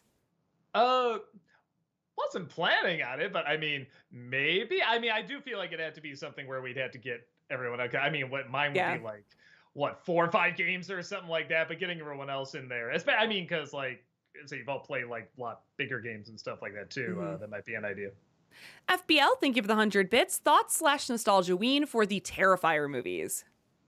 I really want to do those movies. I'm trying to think of how to do them because there was a part of me that was kind of thinking like, well, can I do them quiet? Can I do them without any talking? Can I do like the mime thing? Like, is that possible? And I like that idea, but I'm also like, it might just make this more difficult than it needs to be. I found out the guy apparently likes our stuff. The guy who plays Terrifier, which is really fucking cool because I love him in there. Well, the guy who plays Art the Clown, and I love those movies. So we'll see. I have it on the list. I don't know if / how I'm gonna do it, if that makes sense.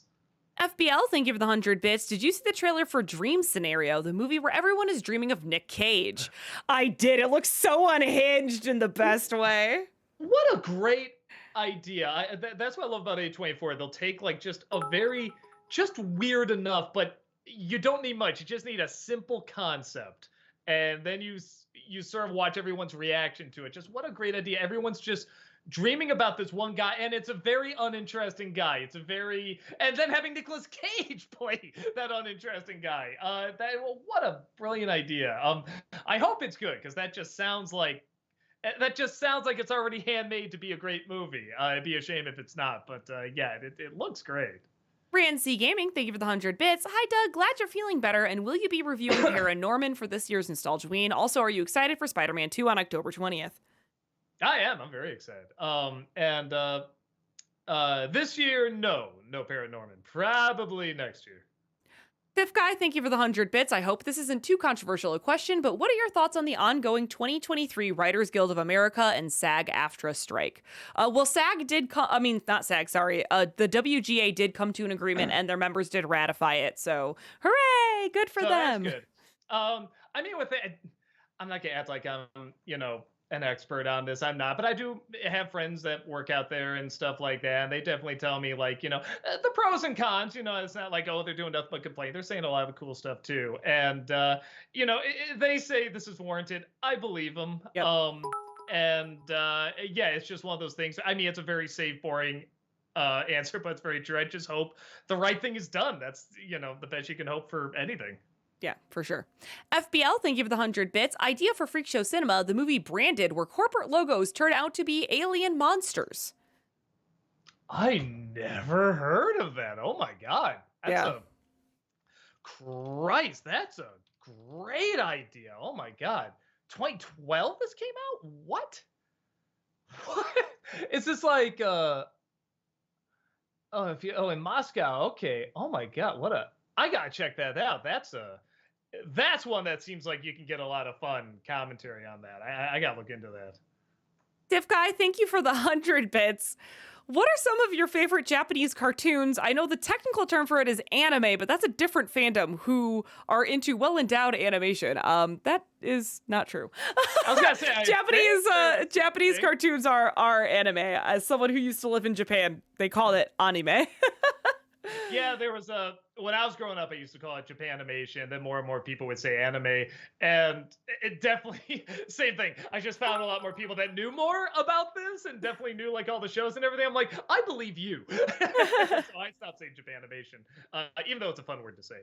But I mean, God, just favorite ones. There's so many, like Cowboy Bebop, Wolf's Rain. I did like Full Metal Alchemist. Paranoia Agent is phenomenal.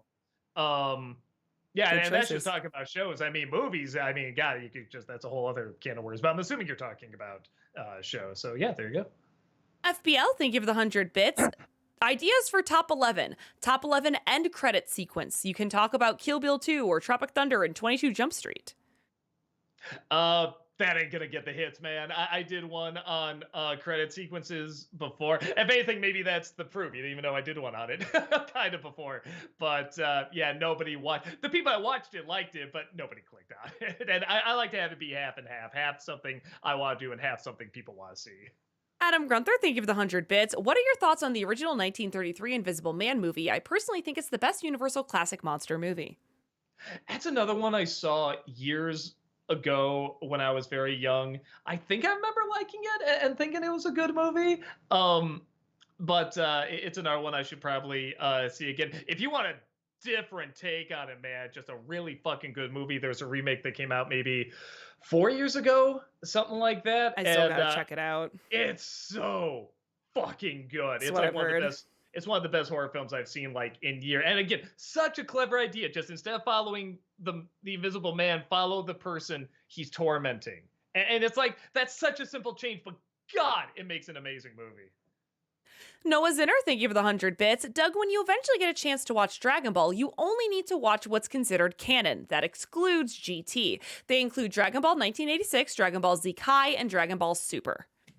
Yeah, the ones I guess I wanted to see. I wanted to see the first two shows, the one where he's a little kid, that's the first show, Dragon and then the ones Ball. where he's and then Dragon Ball Z. Yeah, those are the ones I really want to check out. Those are the ones I saw some clips of, and I said, this actually does look interesting. When I was younger, I didn't think it did, but when I was doing Dragon Ball Evolution, I had to go through some clips. I actually was watching a little bit of it. I'm like, I do want to know the story of this actually.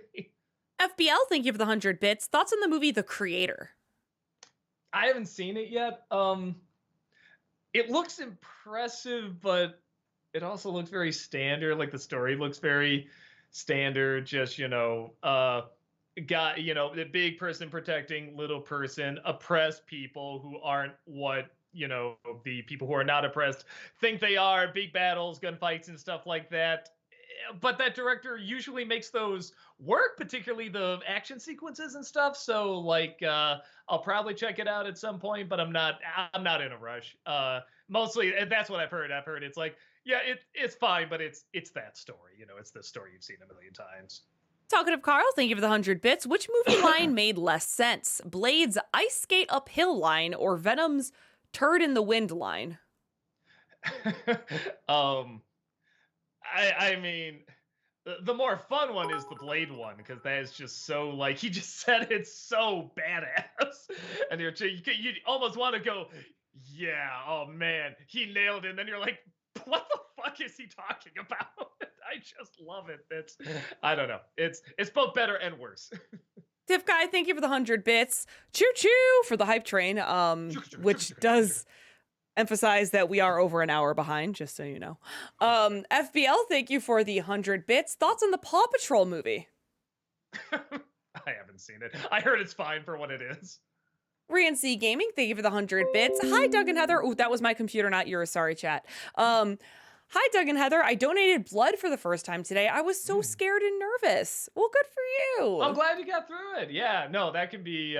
I was terrified of needles for a lot. I still can't look at them. I'm so scared of needles. When they actually do it, it's not bad. But, like, I still, to this day, cannot look at them. Even though I know it's not going to hurt. Something about seeing it, I'm like, I can see it on other people, just not on me. Spooky Elephant, thank you for the 100 bits. As I mentioned last time, me and some friends went to DC for the Panda Farewell event. It was a nice trip, but my one friend was upset the pandas didn't wave back at him. Bastards. That's why we're getting rid of them. How dare. Tiff Guy, thank you for the 100 bits. Have you ever talked about the Ghostbusters cartoon in Fool? It would be cool to get an NC-style episode of it, not this year's Nostalgiaween. No, Gene Sproult did a pretty good special years ago. And he went into a lot more detail about it. I always say if I can't add anything that unique to it, I don't really want to talk about it. And he kind of narrowed down everything, what's fun and enjoyable about it. Fat Disney Nerd, thank you for the 100 bits. I watched 18 movies in September. Here are my top 5 films that I watched. 5, Goodfellas. 4, Across the Spider-Verse. 3, Boys in the Hood. 2, Green Mile. And the number 1 film that I watched in September is 12 Angry Men. 57. I'm assuming the 1957. Okay. Now you've seen that. See the remake. William Friedkin did a remake, and it might be on HBO Max. I'm not sure, but it's very, very good. George C. Scott, Jack Lemmon, James Gandolfini, Tony Danza, a lot of good people. Talkative Carl, thank you for the 100 bits. As I go through the Ahsoka series, maybe it's me, but I still don't know why I'm supposed to be intimidated by Thrawn. He's a tactical genius, I get it, but between this and Rebels, he's not all that different from any other officer. Gideon in Mandalorian was more threatening. That's so funny, because I agreed with you in Rebels.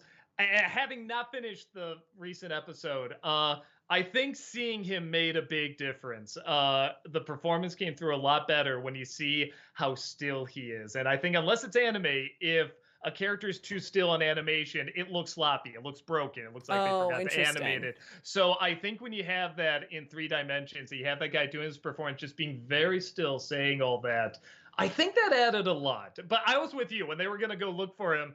We can't let Thrawn come back. I'm like, why?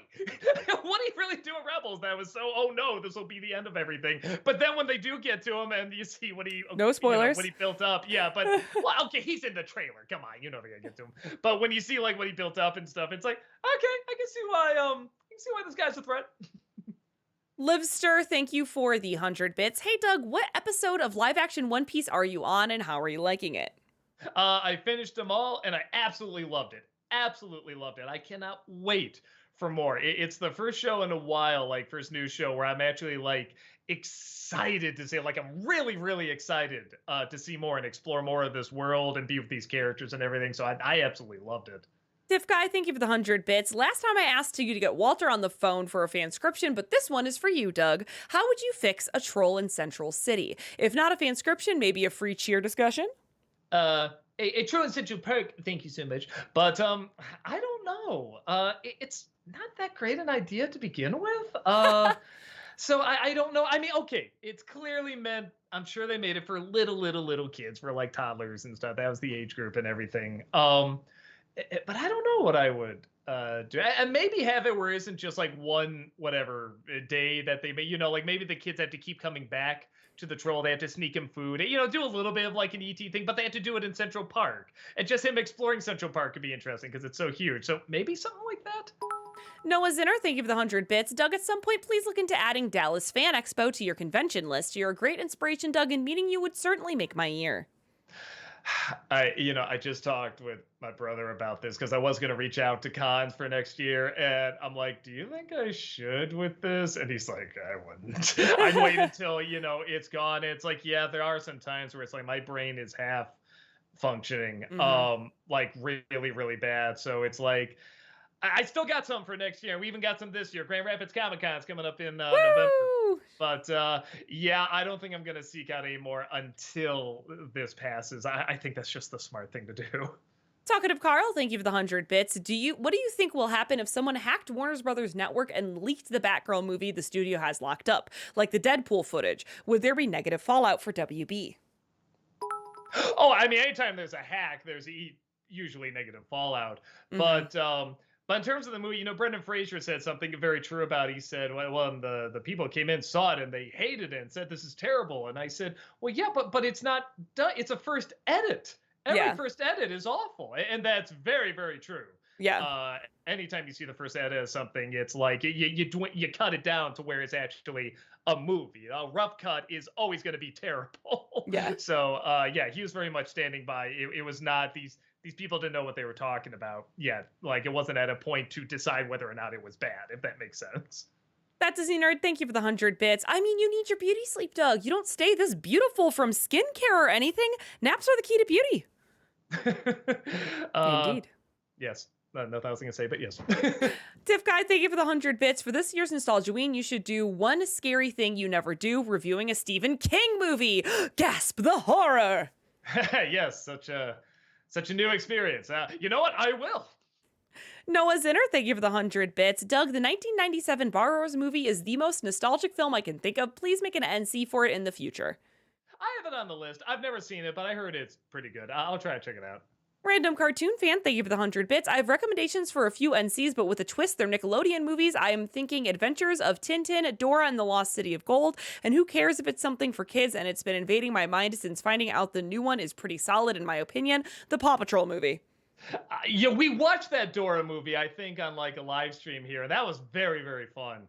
I forgot Tintin's a Nickelodeon movie, so I'll try to look into it. Some people have recommended some other Nickelodeon movies as well.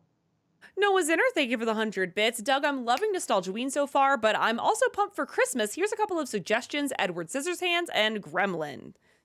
Okay. Sorry. One of those is definitely going to be on there. I had it on the list. Talkative Carl, thank you for the 100 bits. I was rewatching Sleepy Hollow last week, and during the second act, I couldn't help but wonder, what if the Predator showed up? The Headless Horseman versus Predator sounds like a great idea. What horror killer would you like to see the Predator fight? Well, it'd be funny if, like, the Headless Horseman could talk. It's like, that's not fair. All of you can go invisible. Me, it's just my head. I don't know. I mean, I guess we saw maybe the Terminator. That might be fun. Or I don't know, something that can hide and stuff. Something like I don't know, like one of the ninjas from Avatar or something. Alex Loves Musicals, thank you for the 100 bits. Great review today. I remember watching Monster House as a kid. It was pretty creepy and fun. Yeah, no, I really like that movie a lot. Abnormal Gamer, thank you for the 100 bits. Dr. Sleep review. Also, one detail I noticed in Monster House is that Nevercracker arrived in an ambulance truck alone, and it took me years to realize he escapes the hospital. I didn't put that together because I thought that was weird too. Yeah, I totally missed that. Oh, am I frozen up? No, you're back. You're good. Oh, okay. Yeah, because I did notice that, and I was just like, that's weird. Like, did he drive back? Or I'm like, oh, and he's still in McGowan and everything. That really makes sense. That really, really makes sense. And then that's kind of touching because he's trying to get back to, again, without spoilers, the house. So yeah, that's interesting. Noah Zinner, thank you for the 100 bits. Doug, how much of One Piece have you watched? Are you still enjoying it? Can't wait for the vlog. Saw all of it and loved it. Absolutely loved it. One of my favorite shows I've seen in a while. Really enjoyed it. Noah Zinner, thank you for the 100 bits. Will you watch the Percy Jackson reboot on Disney Plus? The trailer looked awesome. I will Probably. for sure. Yeah, no, a lot of people I reviewed that movie just kind of for fun, but apparently it has a really diehard fan base that hates that movie and says like, The man, books this are is great, not the Doug. yeah, that this is not the book at all. And the books are really fantastic. So yeah, I'm looking forward to that. Just to see what people are talking about. Cameron Blythe, thank you for the 100 bits. Hi, Doug and Heather. Hope your day is going well. Me and my friends went to see Saw X. I actually quite enjoyed it as a casual fan. Yeah, I heard I don't really get into the Saw movies, but I heard this one is like one of the best in a long time. Like it's a legit really good movie. Tiff Guy, thank you for the 100 bits. For my last cheer, I want to take the moment to thank you for so many years of Nostalgia Critic content. I love your reviews, old and new, and the Top 11's first reviewer that I ever subscribed to. Oh my God, thank you so much. Oh, you went one step beyond, so thank you. Keely McGee, thank you for the 100 bits. Happy Nostalgiaween, everybody. Doug, do you think for next October you could review Over the Garden Wall, either as an NC or Dark Toons? I know you and Rob did a vlog on it forever ago, but next year it's turning 10 and has definitely gathered a following over the years. I swear, right when it fall started, I started seeing things about it all over social media, and it makes me so happy to know it's still loved after all these years. 10 years, Jesus Christ, that's so... I'm Gandalf. I might, or maybe we could do like some with like the intro or something like that. Oh, I wasn't just a frog playing piano. I don't know. Maybe we can do more with it, but yeah, that might be something we can do with that. Alex loves musicals. Thank you for the 100 bits. I heard from a friend that they think tickets went on sale for the Beetlejuice musical in Chicago. If you get to see the show, I hope you enjoy it. It's a lot of fun. Ooh. We got our tickets. Did you? Yeah, that's awesome. Man, and don't even try unless they extended the show. It's only here for like a week. Yeah, it's not here long. Weird. It's yeah, like when we were getting the tickets, it was already like pretty close to sold out, and we got them like pretty early. So yeah, I'm assuming they're sold out now, but maybe not. Talkative Carl, thank you for the 100 bits. Some people speculate that Deadpool 3 could tie into Loki Season 2 since the multiversal war is starting. Deadpool could be tasked with pruning the Fox universe. What do you think? It might be funny, but I mean, kind of like what I said in The Flash. I feel like some of the multiverse stuff is getting a little old, but I will say if there's anyone that can do it, Deadpool could still add some fresh comedy to it. Yeah. Adam Grunther, thank you for the 100 bits. What do you think of Sanji in One Piece? Sanji's the red. I don't think I've gotten to Sanji yet. Hold on, let me probably getting it wrong. Oh, Sanji's the cook. He's great. Yeah, I always like when I see, because again, I don't know the show, so when I get to a character, I like saying, oh, I wish that character would join the crew. And then they do. Like, that's great. Cameron Blythe, thank you for the 100 bits. And Spider-Man 2 is out in a few weeks. Will you be playing it? That's the plan. Even if, I don't know. I don't think we're going to finish God of War in time, but we'll see. We'll see. Adam Grunther, thank you for the 100 bits. What are your thoughts on the villain Arlong in One Piece? See, I'm terrible at remembering these names. Hold on. Arlong. That is the the purple dude. I thought it was pretty fun for such a ridiculous the nose design. Yeah, I really thought that actor he leaned into it. It wore him very well. Japeth, thank you for the 100 bits. What's your favorite episode of SpongeBob? I like the one where they have to hide a body. I like when the show goes a little dark. Alexander, thank you for the 100 bits. Top 3 Christopher Lee performances. Man, I mean, I gotta put Dracula on there. I mean, he tried to pretty much reinvent that. I do like him as Saruman. God, another one. I'll just say Gremlins 2 for now, because that was my introduction to him. Demonaires, thank you for the 100 bits. Hey, Doug, have you seen The Boys spinoff Gen V, and what did you think of it? Not yet. I don't know when I'm going to get around to it here, because there's a new season of The Boys coming out too, isn't there? So, yeah, I don't know. There's a lot to catch up on. Adam Grunther, thank you for the 100 bits. What do you think of the evil butler character Kuro in One Piece? For me, he was probably my favorite villain from the season. He was pretty cool. He was pretty badass. I like when a villain can do something where you legit go, how are they gonna stop this guy? You know, like that speed that he has. I'm like, how are they gonna stop him? I like when a villain can do that. Noah Zinner, thank you for the 100 bits. Doug, I don't know what other shows you plan on watching next, but when you get the chance, please check out The Chosen. Just when you think there's nothing more that can be told with this story, they somehow made it legit, engaging, dramatic, artistic, and mind-blowingly new and faithful elements. I have it on Amazon. I always have it there, like on the list. So a lot of shows are gonna take a while because when I sleep, I sleep. I can't just watch something. I'm literally asleep. So yeah, it is might take even longer, but I will do my best.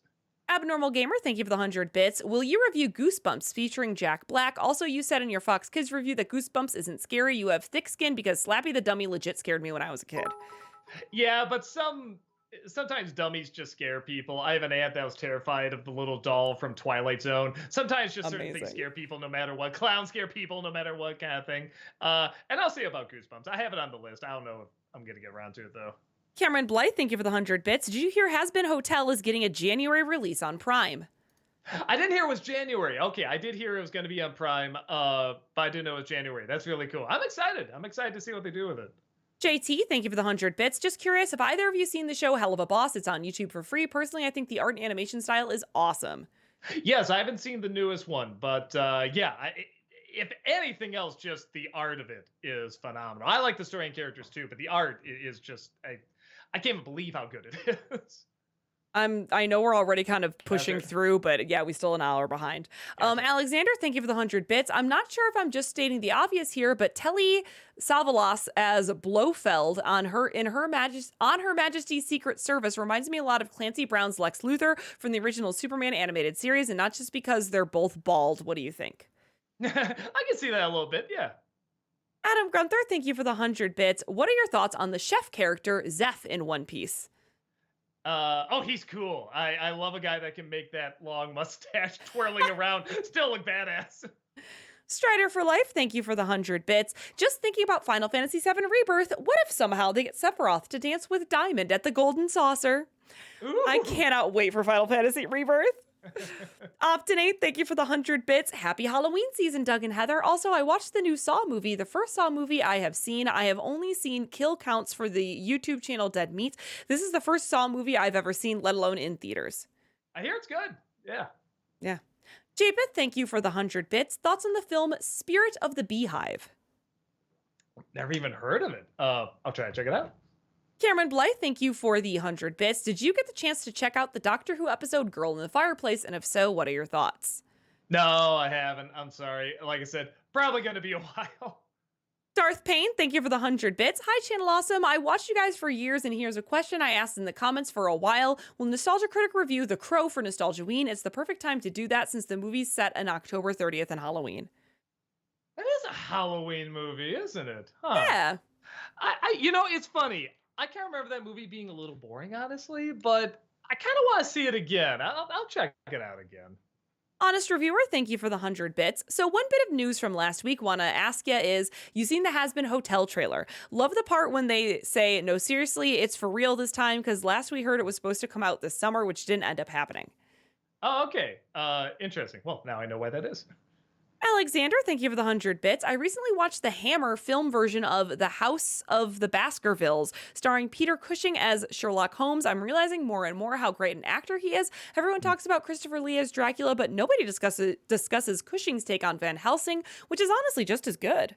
I watched James's Monster Madness. He talks about, I think, all the Hammer films. He does talk about Peter Cushing quite a bit. Optinate, thank you for the 100 bits. In terms of disturbing director backstories, William Friedkin, director of The Exorcist, admitted he would have become a serial killer if he didn't become a filmmaker.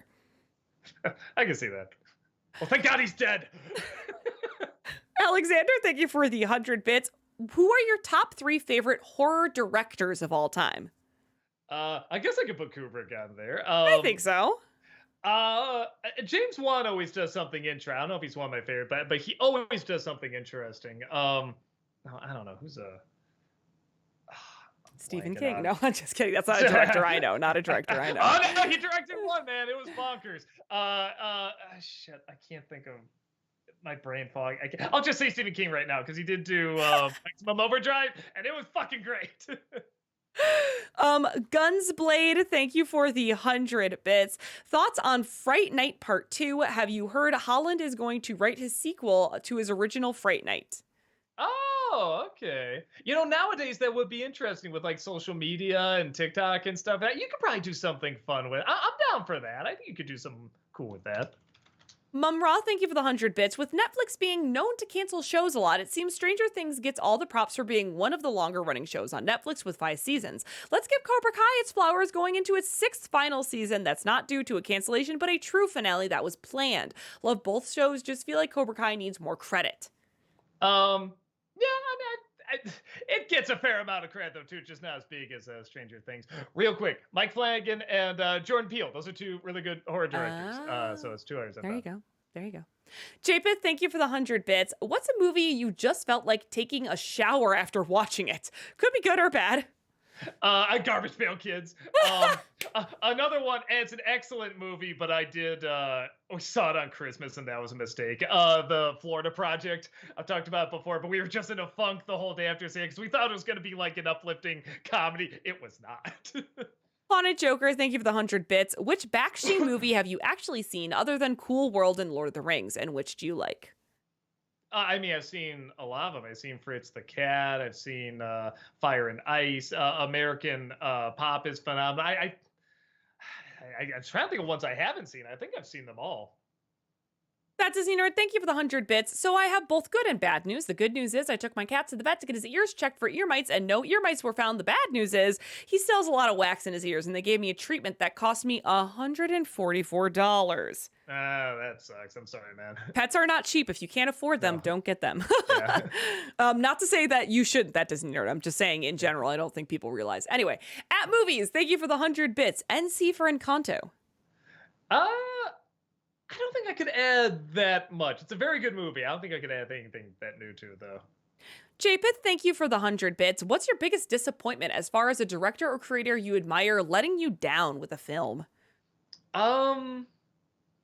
Man, I don't know. Maybe just for what it could have been. It's hard to blame the director too much, but maybe AI, because that was supposed to be a Kubrick movie. So much Kubrick talk in this, but that was supposed to be a Kubrick movie, and he passed away, and then Spielberg took over, which just seems like the exact opposite, person to go into it. But I guess they were friends, so I don't know. It's one of those. It's nobody's fault. It's just the situation it was.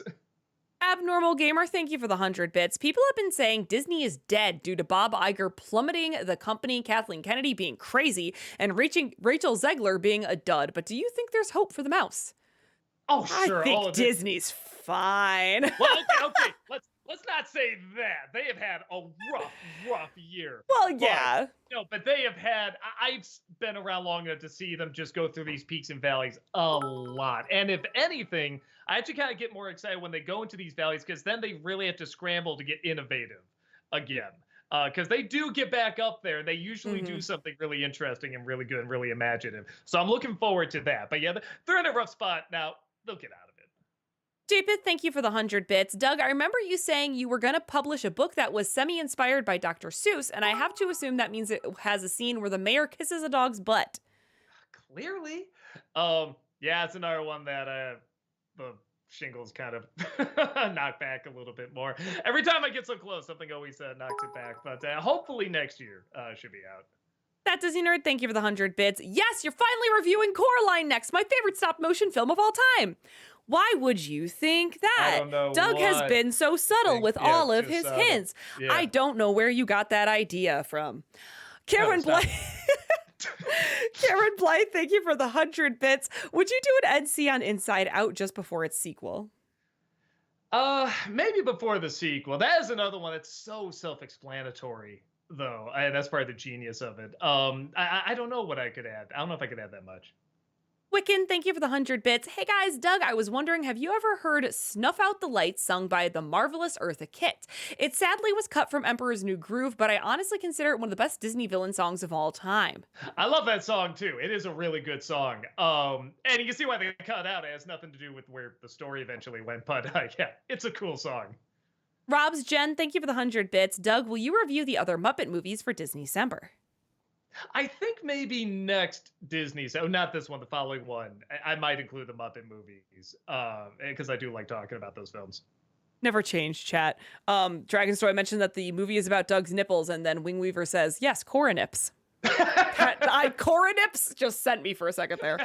Haunted Joker, thank you for the 100 bits. Have you seen the 1915 silent film Alice in Wonderland? And if so, thoughts?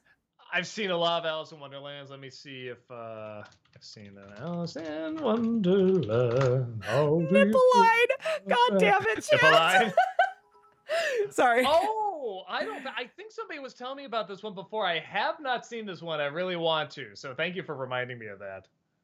Alexander, thank you for the 100 bits. I recently rewatched Tim Burton's Sleepy Hollow and I had a fun time with it. Definitely not authentic to the original story, but I thought the acting, visual style, and dark humor was all very solid. What are your overall thoughts? If you know Hammer horror films, that is what that is trying to be. And it makes a lot more sense if you know that, because Hammer would take these classic stories and just take them in a bonkers direction, but there is a style to it, and the bright red blood and everything is supposed to look a little fake, but it's beautifully artificial. So keep that in mind when watching it. Demon Airs, thank you for the 100 bits. Hey Doug, isn't it weird that in 2023, the Saw movie is now certified fresh and the new Exorcist movie is now rotten on Rotten Tomatoes? But I don't know, after Exorcist 3, are there really any good Exorcist movie? Even 2 wasn't that hot. The Strider for Life, thank you for the 100 bits. I've always wondered, how did you and AVGN meet? I just started doing, as some people said, I was kind of similar to him. This is back when there were few people doing like what we were doing. Yeah. So when I came up, some people were saying, oh, you're kind of like the AVGN. And I just turned into a big thing. How dare you, like a joke?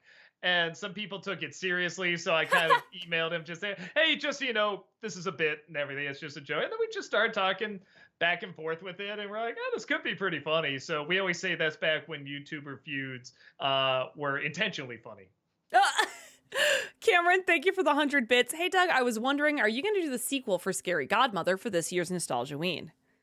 No, not this year. I might look at it down the line because I think we still have a DVD copy of it. Blake the Nothing, thank you for the 100 bits. Please, please, please, please go to Philly next year. I'll see what I can do, man. Again, a lot's kind of depending on how how this all goes, the sickness goes. At Movies, thank you for the 100 bits. Which movie monster would you like to see Art the Clown go up against? I mean, is it a cliche to say Pennywise? That'd be pretty fun. Tim Curry is Pennywise. That would be interesting. Strider for Life, thank you for the 100 bits. Do you remember when Jason Voorhees was a guest on the Arsenio Hall show? I got a laugh from it. Yeah, I loved Arsenio Hall, man. I wish that show was on longer than it was. I wonder why it went off, because that was fun. That was a lot of fun. Optinate TV, thank you for the 100 bits. Hear me out on this, everybody. Jigsaw versus MacGyver. Ooh, I like that. There's an idea that somebody must have thought of that already. Maybe not. It's a good idea. Cameron, thank you for the 22-month subscription. Welcome back. So glad that I subscribed with you guys for this long. Thank you so much. I'm glad you did too. Optinate, thank you for the 100 bits. Did I read it wrong? Jigsaw versus MacGyver. Sorry, typo for my last donation. No, you got it right. My brain did it right, so there we go. Or I am double reading it wrong, and in that case, I'm sorry. Please correct me in chat, not necessarily with a donation again. Cameron, thank you for the 100 bits. Doug, have you thought about talking about the episode Haunted from Teen Titans for Dark Toons? I usually stay away from ones that are like that or Batman the Animated Series, because those are like, there's so many of those. You could just talk about them kind of forever. I wanted ones that are more like, it's a little surprising they were made more for like little kids. Where Teen Titans, it's literally in the title, teens. It's made for teens. So I like talking about ones where it's like they're kind of made for little kids too. Demon Airs, thank you for the 100 bits. Hey Doug, what did you think of the character Usopp, from One Piece? That's another one I got to look up on. How do you spell the name? I just got to that character. I just lost it. USOPP. He's the one who thinks he's the captain too when they first get the ship. He's okay. He's out of the crew, I think he's the weakest and probably has the most to grow out of them. He's like they got a likable actor and everything, but yeah, he's the one where I was like, he's the weakest out of them, but I still like him. You know what I mean? Like I still feel like they can do more with the character. I'm sure they will. Again, there's like a bajillion episodes. We can take a little bit of a breath too. We caught up. Ooh, so all right. Random cartoon fan, thank you for the 100 bits. You didn't answer whether or not you'll review Tintin, Dora, or Paw Patrol. Just have it be like a joke review or something, but still give your legitimate thoughts. And also, I'm really not lying when I say I thought the new Paw Patrol was pretty solid, like a 7 out of 10. Oh, I hear like, again, for what they are, I think like Rob and Brad went to review, again, almost like a joke review, but they both said, yeah, for what it is, they're fine. And I don't know, I feel like there's other Nickelodeon movies people would want me to talk about first. Like I hear a lot Wild of people thornberries. Wild thornberries is one. People have been bringing that up. Yeah, for sure. Yeah, or even like Snow Days, another one. As far as a few Nickelodeon movies, I'll probably get to before I get to those. Haunted Joker, thank you for the 100 bits. I've seen you referred to online as the Keanu Reeves of influencers. Do you take that as a slur on your acting or a compliment to your generosity? If it's newer Keanu Reeves, I will totally take it. Newer Keanu Reeves acting. As a person, I hear he's a very sweet guy. FBL, thank you for the 100 bits. Have you ever seen the French horror movie High Tension? I don't think so. High Tension. I'm not familiar with it. 2003?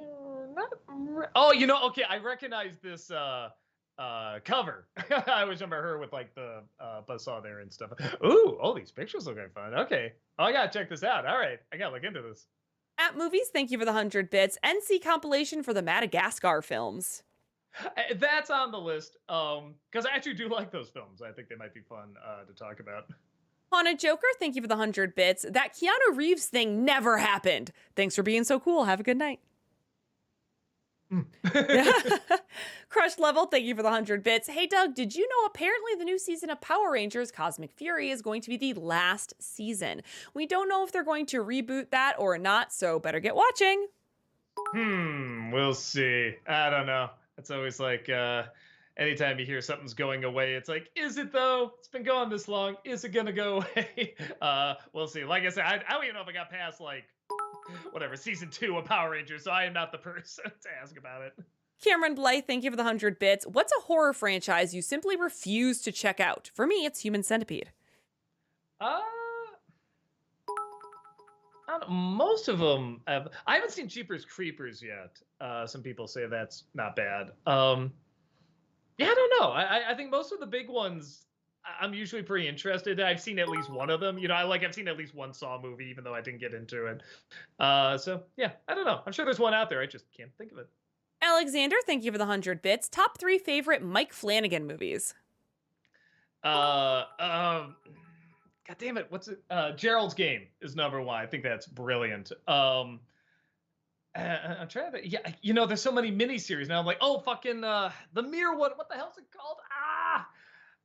Oh my God, how am I forgetting what it is? The Haunted Mirror movie. There's only like one Haunted Mirror movie. You can look it up and find it. And after that, you'd have to look at his other, because the rest I know are like his miniseries. I don't know. I got a minute. I can look at that. Got a minute. If I could actually spell it right. Flanagan. There he is. Yeah, God, just so many. Oculus. He's talking about Oculus. Thank you, chat. Thank you. Yes. Thank you, chat. Here. I knew if I watched eventually, I would see it. The answer. And again, I know it sounds weird, but the sequel to Ouija, he directed that, and it was good. Yeah. All right. Cool. Hold on. I was typing something. Okay. At Movies, thank you for the 100 bits. Freak Show Cinema for Big Trouble in Little China. I have that on the list as a possibility. That is one of those where I'm like, would people watch that though? I don't know, but I really do like the movie, and I would like to talk about it at some point. JT, thank you for the 100 bits. Just curious, this is a question for both of you. What would you say is your all-time favorite documentary? It could be about anything. Man. I don't know. That's really rough. That is really rough. Because then you have like documentary series too. Right. I feel like I've been watching I get more into like documentary series. Like Action Park was really good. That was really good. Yeah. I McMillions. thought that was just a movie. Is that actually like a series? Is it a series or is it a movie? Well, Action Park. I really liked Action Park. I did really like Action Park. Yeah, I don't know. I'd have to like really, really think about that, because I'm thinking of ones I saw like in film school and stuff like that. Like what changed the way I look at like documentaries? Yeah. I don't know. That's one of those where, my brain fog, especially, I would have to. Oh, you froze. Doug is currently typing and will give us an answer in just a moment. There he is. Now he's back. Oh, okay, you froze while you were typing. Okay. There's one on on just Max, used to be HBO Max, series called Telemarketers, which is kind of interesting, which I feel like should have been a movie, but they did a series instead, and that was very interesting. I guess that's like the one that's on my mind the most right now. So I guess I'll just go with that, though I'm sure you're right. I'm sure there's others that are far better. Mumra, thank you for the 100 bits. Love Sinbad and happy to hear he's recovering from a stroke a few years ago. With that said, when will Disney's first kid get added to Disneycember? And quick thoughts on the film. I never did see it. I'm sure it's fine. I never quite had the. I feel like Sinbad had a lot of hate when he started becoming really, really popular. I thought he was fine. But I can see why people didn't get into his stuff either. But yeah, I never did see that one, and yeah, maybe I should check it out. Maybe I'll watch it for Disneycember. Bucks, thank you for the 100 bits. Hey, Heather and Doug, did you ever watch Terra Nova when it aired? If so, what are your thoughts on it? It was a Fox show in 2011 that was sadly canceled after a cliffhanger season 1 finale, allegedly due to production costs. I feel like I've heard it, but no, I don't think I've heard of this, actually. No, I have never seen it. I will try to check it out. Cameron Blythe, thank you for the 100 bits. Did you see the South Park parody, The Human Scent iPad? Hell yeah. Oh my God. I love that one. Because I don't know. That does kind of feed into my paranoia of like, just say just skip all the long, detail, the extra writing, is that just say, I accept. But what's really in there? I am one of those people that I'm like, what is in here? I mean, I'm still not going to read it, but what is in here? Alexander, thank you for the 100 bits. Did you ever watch Scream 6? And if so, thoughts? Is that the one that just came out? I don't know. No, I heard it wasn't that good. Yeah, that's another one where it's just kind of like, I never got that into it. I see why they're good, like why people like them and stuff, but I never really got into them. FBL, thank you for the 100 bits. Favorite non-Batman / non-Birdman Michael Keaton role? Man, why do I feel like it just Practice or something in The Flash. I'm like, I just saw him in something. Yeah, Batman. The Flash. Dummy. Yeah, I'm trying to. I mean, I like him as Beetlejuice, but I don't think that's like, that's like, peak Keaton or anything like that. Yeah, I feel like I'd have to. That's another one I have to look at, like a list of like movies and see like, why is he not? There he is on IMDb. But it's biography. God damn it. Okay. Let's just say Beetlejuice. Amazing. I do kind of like him in it's a little over the top, but I do like him in The Founder. That was pretty fun. J-Pit, thank you for the 100 bits. Speaking of documentaries, I'm someone who thought Tiger King actually would have worked better as a deranged dark comedy with the right actor playing Joe Exotic. There were supposed to be a couple of Tiger King TV series that were going to come out and then all got canceled. Big surprise. But I think you were definitely not the only person who thought that. It was in the works. Well, one came out. Brad saw it with. Did it really? Yeah, and it was really bad. Apparently, I'm blanking on her name. McKinnon from SNL. Oh yeah, Kate McKinnon. Kate McKinnon played her, and then I forget who played. I didn't know that actually came out. It actually did come out. I think they tried to just kind of sweep it under the rug, just like, oh, and this is hereby, because apparently it was really bad. Yikes. Isubex, thank you for the 100 bits. Heather and Doug, this is for you both. Which movie was a bigger cry session for you? Toy Story 3 or Inside Out? It's a tie for myself. Inside Out for me. Inside Out big time. I'm one of those heartless bastards that thought Toy Story 3, the ending, was a little heavy-handed. How dare. Know, something about when she makes the toy wave and he goes, oh, like that. I'm like, oh, come on. Are you going to college or not? that was a little much. It's still a good movie, but yeah, I'm one of the heartless bastards that I'm like, well, I didn't cry. But Inside Out, holy shit, yeah, the scene where it's just turning the little sphere from blue to yellow, and that was just, I mean, or being, there's so many good scenes in that movie. Fuck, so good. JT, thank you for the 100 bits. I don't know if it's just me, but I think WALL-E ages more like wine with each passing year. The environment message may have been a bit on the nose at the time it came out, but now, what do you both think? Has WALL-E's message aged well in 2023? I'm the wrong person to ask about that because WALL-E is like one of my favorite Pixar movies. I adore WALL-E. I just got the Criterion Collection DVD as soon as it came out, so like, I adore Wall-E. Yes, it's fantastic. I like it. I have the issue that I think a lot of people do, that I love the first half and think the second half's okay. But it's not bad. It's still good. It's just that first half is so good. But like you said, the second half is a little on the nose, which again is fine, especially for a Pixar film. It is a good message and everything. It's just that first half was so phenomenal. That it is kind of a shame, like, you can't get a second half as good, but it's still good. Cameron Blythe, thank you for the 100 bits. Did you ever watch any Smosh skits? And if so, do you have a favorite skit? Oh yeah, no, I definitely with the the short time I was at Defy, when I was shooting something there, I did bump into them. It took me a second to realize who they were, because they said, "Oh hey," like they recognized me, and I was like, "Who are they?" I'm like, "Oh fuck, that was them. I love those guys." Yeah, I'm trying to. The Pokemon one where they redo the song, I thought was great. Trying to see us now. That was great. There's one where it's something like, I can't remember what it is, but it's like a human spider. What if we actually got bitten by radioactive spiders or something? And he grows these 8 arms, and they make it look like he's gonna go after this bully. He's just running in slow mo. The music's going. They just cut to him like being put in like an ambulance, and everybody's screaming. That really made me laugh hard. And some of their newer sketches have been pretty funny. I saw they bought it back, and they've been doing stuff again. It's been pretty good. Lou says, Boo, thank you for the 100 bits. Have you seen the movie Whatever Happened to Baby Jane? Bette Davis and Joan Crawford's real-life feud makes the movie more entertaining to watch. Oh, that's a lot of fun.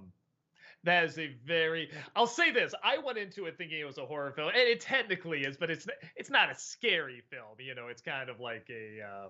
Mommy Dearest-ish kind of movie, except even more over the top. And but it's really fun for that, and there are some creepy moments in it. Yeah, I like that film. I think that's a very fun movie, and knowing there's a feud behind all that just makes it even more fun. Crushed Level, thank you for the 100 bits. Anyone want to talk about politics? JK, but in all seriousness. Doug, did you get to see Loki early like all the other cool critics? All the other cute critics? No. I don't get... No, my screeners are really weird, because I get Sony, I get Warner Brothers, I get like all the art house ones, like A24 and stuff like that. But I don't get ones like Disney or Paramount or Universal. And one time I went to a screening, and these critics came up and said, "Hey, so we only have like, Warner Brothers and Sony and stuff like that. How do you get like Disney and stuff like that?" I'm like, "I'll let you know when it happens to me." Yeah, I'm into people and stuff. And I'll say this, I used to think, man, getting them ahead of time, that makes a big difference in terms of like views and getting it out there. But a lot of times when I see it with everyone else, I kind of see they want to see my reaction like right after they saw it too at the same time. So it's not as big a difference as I thought it would be, but it's nice just for planning stuff out to see them early. Cameron Blythe, thank you for the 100 bits. Man Spider was the Smosh skit. Thank you. Cameron, thank you for the 100 bits. By the way, congrats on getting the studio back. Yes, took long enough. JT, thank you for the 100 bits. Doug, I'm so glad we seem to agree that Mary Poppins is our favorite live-action Disney movie. It's one of those movies where I can't find one single flaw with it. Yeah, I still look at that scene where he's walking to the bank at the end. I mean, that's such a powerful, moment. And even just like the obvious like painted backgrounds and stuff like that are still just so expressive and so beautiful, and the music and everything. It's just such a good film. PWO for life, thank you for the 100 bits. Hey, Doug and Heather, been away from Q&A sessions with my new job changing a year ago, but glad to be back and glad you're feeling better, Doug. My question is, for Disney-cember, you should check out the series Fillmore. Note, series created by Walking Dead creator. Oh, that's interesting. Okay, I'm pretty sure I know what that is. That's the one with like the goth girl and the hall monitor, I think. Or is it not? Well, it's a Disney show. Right? There it is. Yeah. Just the look of that kind of looked funny, because they're doing it like it's a cop show, but they're just hall monitors, which I think is pretty great. But I never have seen it, so I don't know if it's on Disney Plus or anything. But if it is, I will definitely check that out. All right, awesome. And that actually brings us to 8:01. Sorry we didn't get to the wow. highlighted. I know, right? It just went. People, as soon as I thought we were going to have time for highlighted, it was just like bits. So I'm sorry, people. We didn't have time. We did not have a chance to get to the highlighted today. I'm really sorry. But thank you so much for joining us here today. We, of course, appreciate it and appreciate you being here. We wouldn't be able to have this stream literally without you here to ask questions and hang out with us. So thank you so much. There will not be a stream tomorrow. Tamara is out of town. So there is no Thursday stream, but Doug will be back on Friday, hopefully, health pending. I have to, man, because I'm not gonna be able to make the Friday after that. So Eva, if I'm you're not? I'm gonna be out of town. Well, that's news to me. Yeah, no, it's one of those things. I looked at the calendar. I'm like, oh shit, I probably should let Heather go. Fantastic.